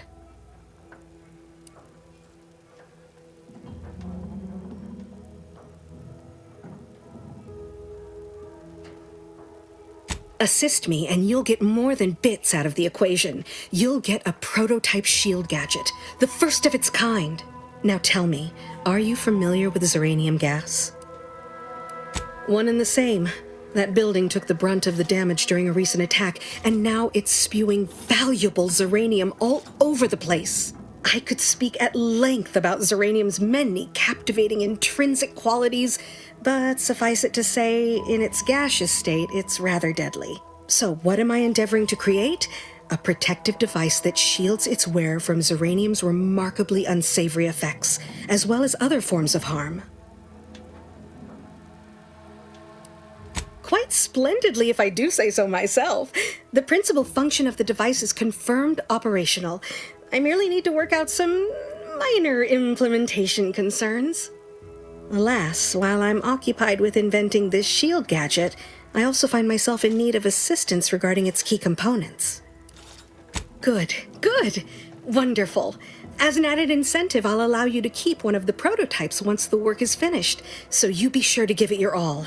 Now here, you'll need this apparatus. It's for collecting stray Xeranium effluvium. Gas, that is. My supply is running low from all the iterative testing I've been performing. Merely activate the device once it's inside a Xeranium cloud, the one around the main hangar specifically.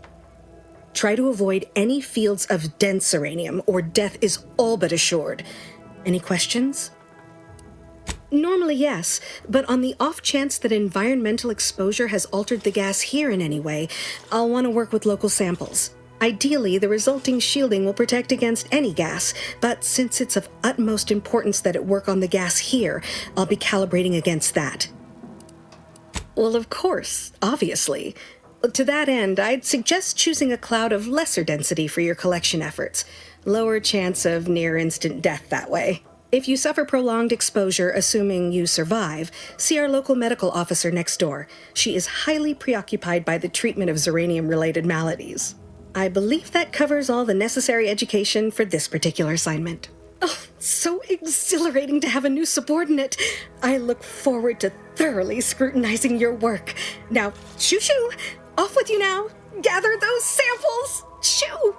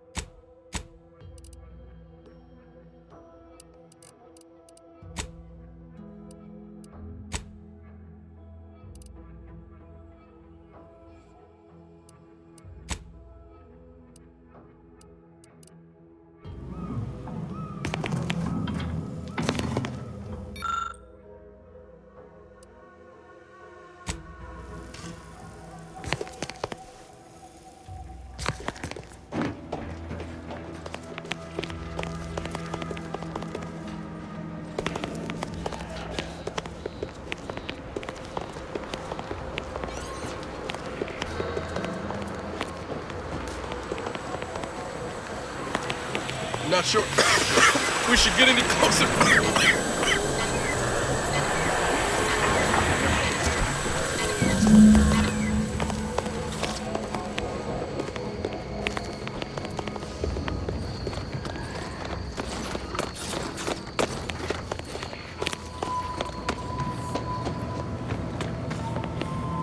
My little minion. I trust you've made progress in your tasks? What did I tell you? Perfectly safe. Either that or you tolerate Zeranium poisoning like a champ. Good for you. Should you suffer from any lingering symptoms of contamination, visit the medical center and they'll get you squared away. Now, on to business. The device already generates a field exactly as specified, albeit on a very small scale. Still, progress is progress. What's needed now is something to help extend and shape the field around the user. Capital deduction! Where have you been all my career? You'll be pleased to learn there's one right here at the facility, in the Dragoon that's patrolling just outside. You guessed correctly.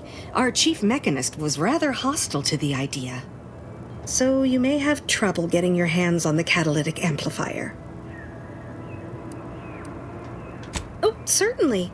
They're all in the building blocked by Zeranium gas, which is why we're making the device. I trust you see how that's a problem. However, I do recall hearing this facility was originally assigned 2 Dragoons. I'm not sure what happened to the other one, though. It was gone by the time I arrived. Dragoons are a mainstay of our military. The design has been in production for decades. I had a model of one when I was young. All children did. You must have seen the large automech patrolling the interior grounds. That is the Dragoon. I'm sure he's just being cautious. Should Auntie's choice attack us, we don't want to be caught defenseless. No doubt he also seeks to retain an unspoiled automech, since the others are by now riddled with Zeranium poisoning. Good. A flexible mindset should behoove you on this task. Perhaps the chief mechanist will prove more receptive to your request. Failing that, be prepared to exercise creativity if needed. One last thing. The Dragoon must not be harmed. Not only would the amplifier likely be damaged, but we'd both be summarily executed, assuming we survive the firefight that ensued. Well, off you go. Shoo.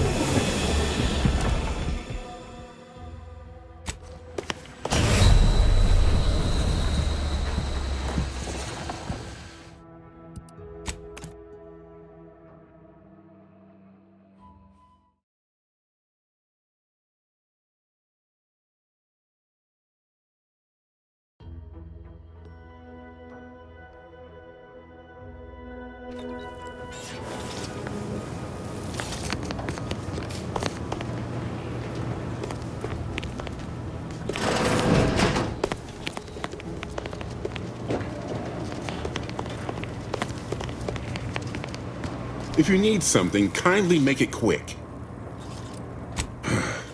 She and I have been over this 100 times. Please understand, the original staff of this facility were rounded up and refreshed because they couldn't safeguard a protectorate asset. Why should I follow their example by reducing our sole working dragoon to a pile of unpatriotic scrap? I can't. I won't. If you're really so desperate, you can track down our second dragoon. Damn thing wandered up the coast and hasn't been seen since. I'd have sent someone to retrieve it myself, but dragoons are stubborn when their instructions are unclear.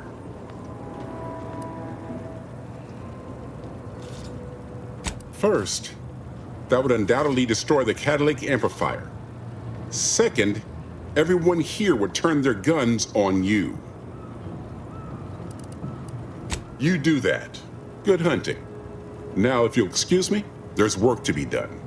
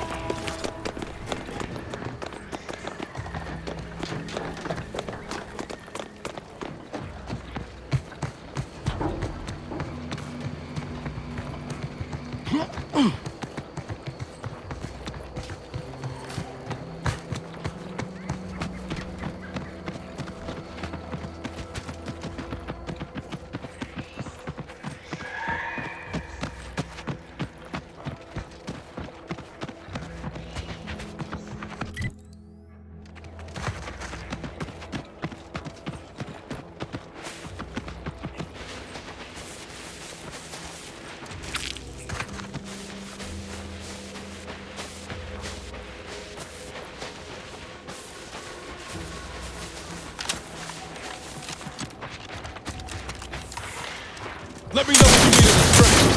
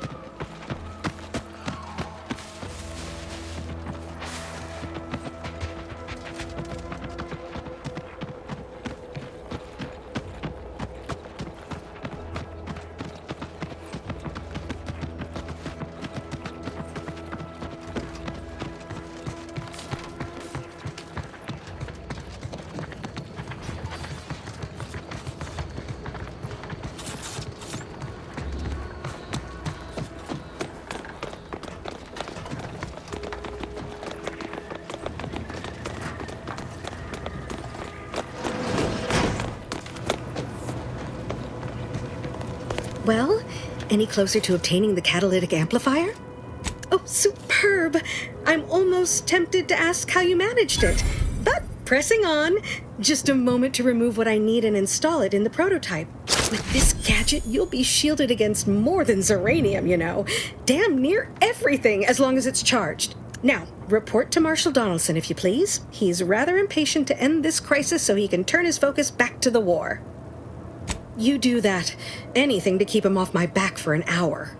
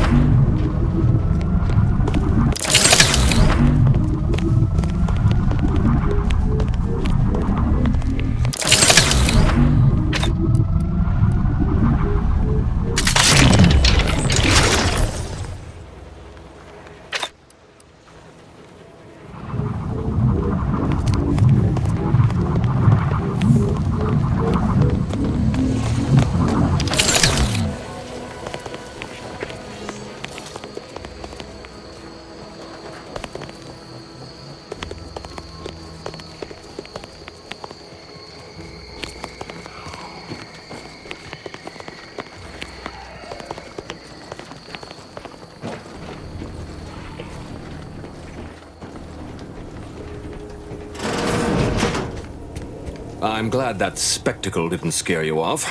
Between the recent attacks and the gas leak, you find us on the razor's edge between reason and panic.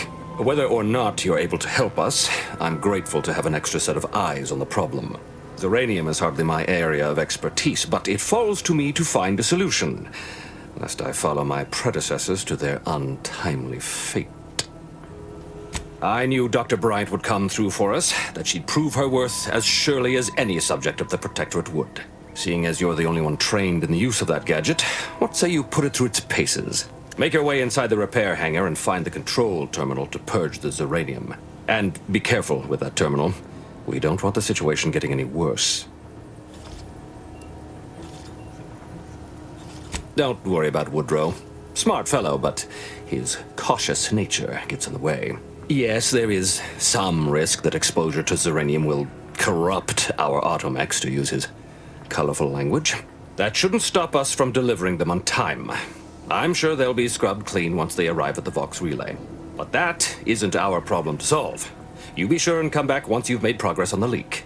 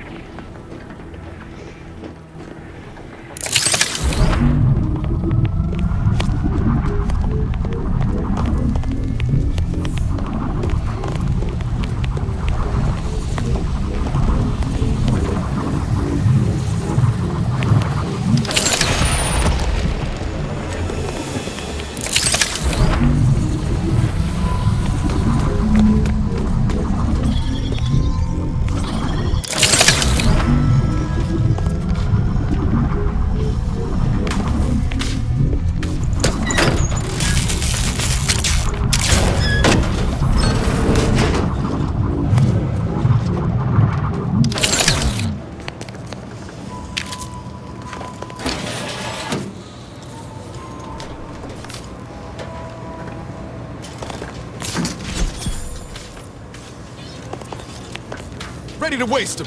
On your command.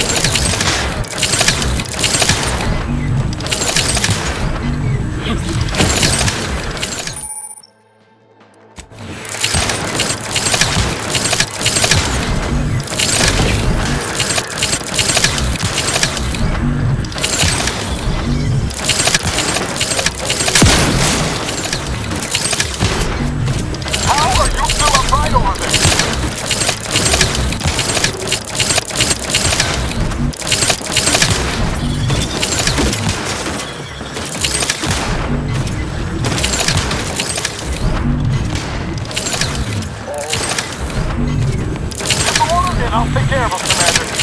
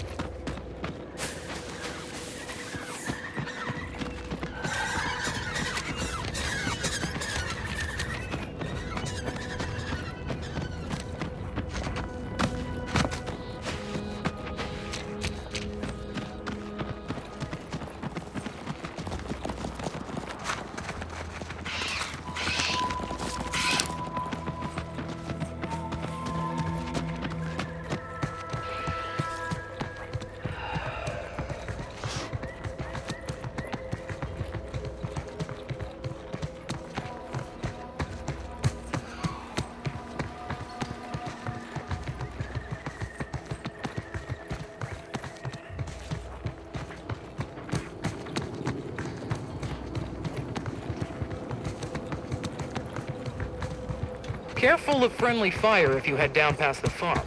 Careful, Last time friend. we wandered past, Reckon there they opened might be fire a on us. few loose rapstones wandering around.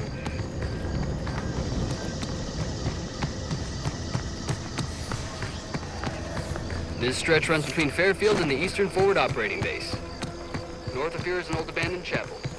Dang, I ought to be charging some information.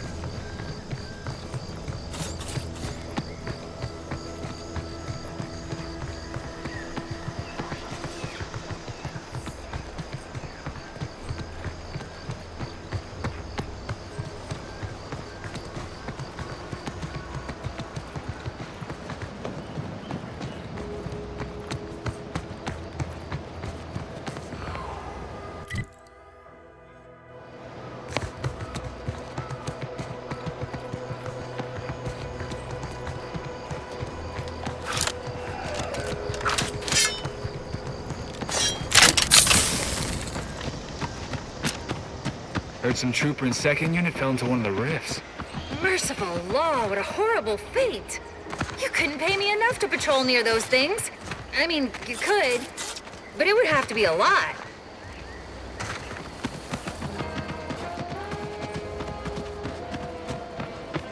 What's all this talk I'm always hearing about middle and lower management? Well, the middle managers assign all the hard work to the lower managers, who pass that work on down to the bottom rungers. And the bottom rungers work just hard enough so they won't get their contracts canceled by the lower managers, who are fine with it as long as they get their bonuses signed off. It all sounds so pointless and horrible. It gets results. We're here, aren't we?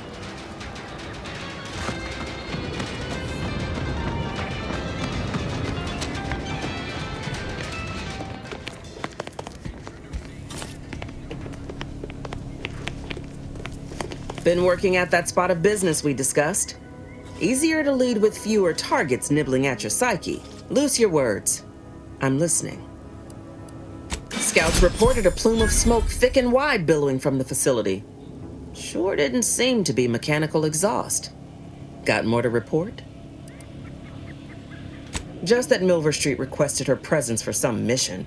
Normally I'd demand to be paid, but I was just glad to get her some work. Trooper Sealong was one of my best enhanced soldiers, but never took to her grafts. Been uncertain what I could rely on her for. So Milver Street holds her contract. At least for now.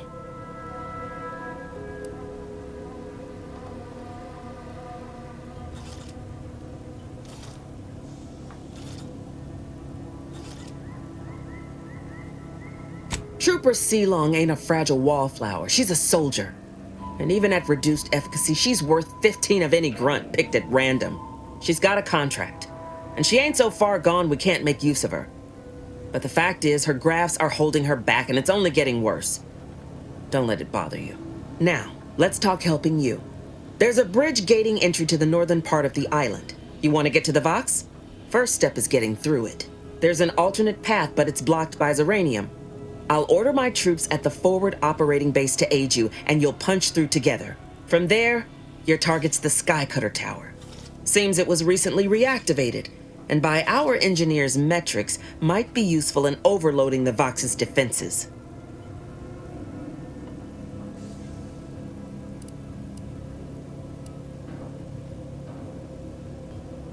Wouldn't trust the Protectorate's over-engineered perfection to cook a spratwurst. Give me the no-frills, disposable quality of Auntie's choice any day. If by some miracle your contraption doesn't turn you inside out, it'd give you a much quieter route to the Vox. Much as I'd like the bridge's clearing. Once you pass to the northern end of the island and enter the Skycutter, you'll need to find the tower's power routing controls. Mayhaps you can wreak some chaos at the Vox. Step light, though. There's no Protectorate gallivanting near the tower, which, like as any, means something bloodthirsty lurks within. Stay intact.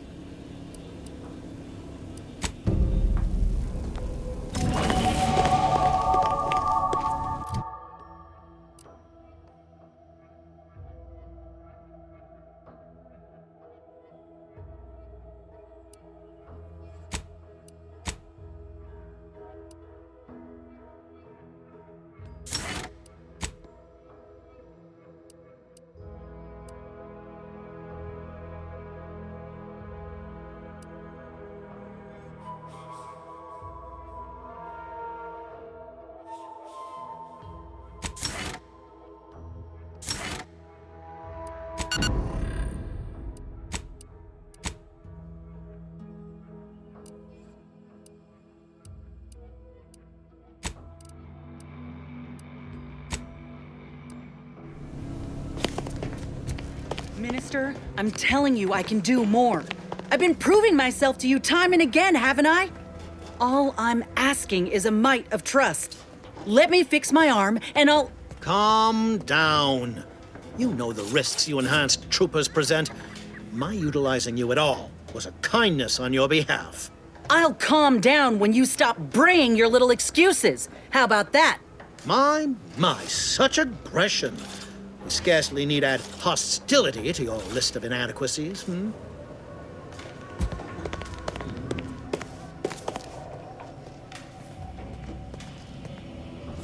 Ain't so sure you want to work for this imbecile, friend.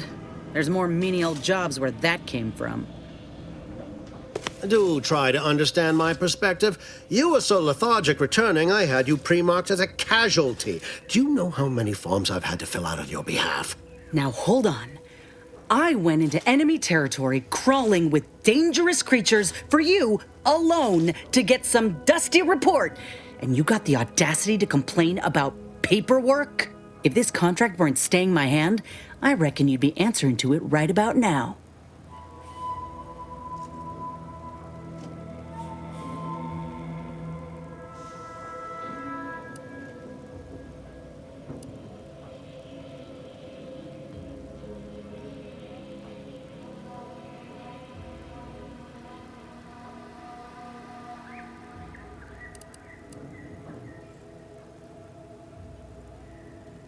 You mean grant preferential treatment to a subpar contractor?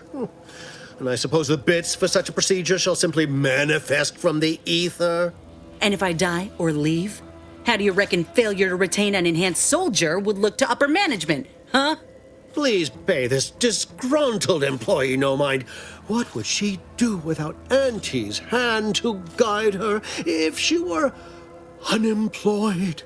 I should think death a preferable alternative. That's it. I'd rather be a down and outer for the rest of my life than crushed under your counterfeit leather boa boot a second longer. I quit! It most assuredly is not good for her. This is unheard of, and I might add, you'll not be welcome with an Auntie's choice once more. We'll not take a contract shirker back into our fold. So you say. But Auntie's choice ain't seen a trooper like me before.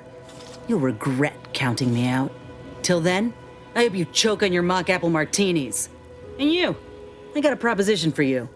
Come find me when you're done with this clown. She will most assuredly regret her decision. Most assuredly. But I suppose that is no longer my concern. Troopers abandoning their contracts. Blackguards like you running rampant. What is becoming of this island? I fear I may never know.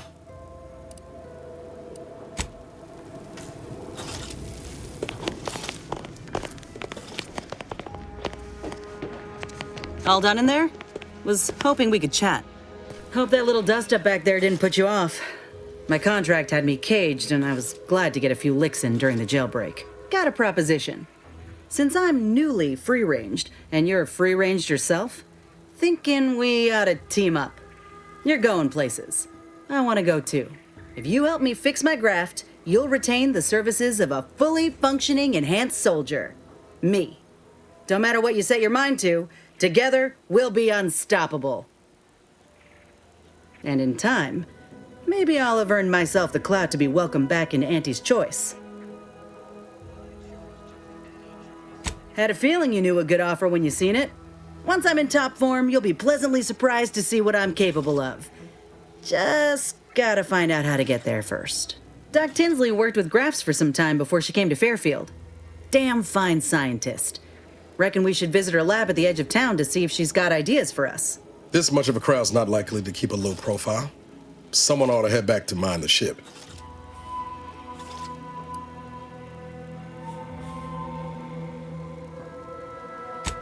I didn't mean me, but all right.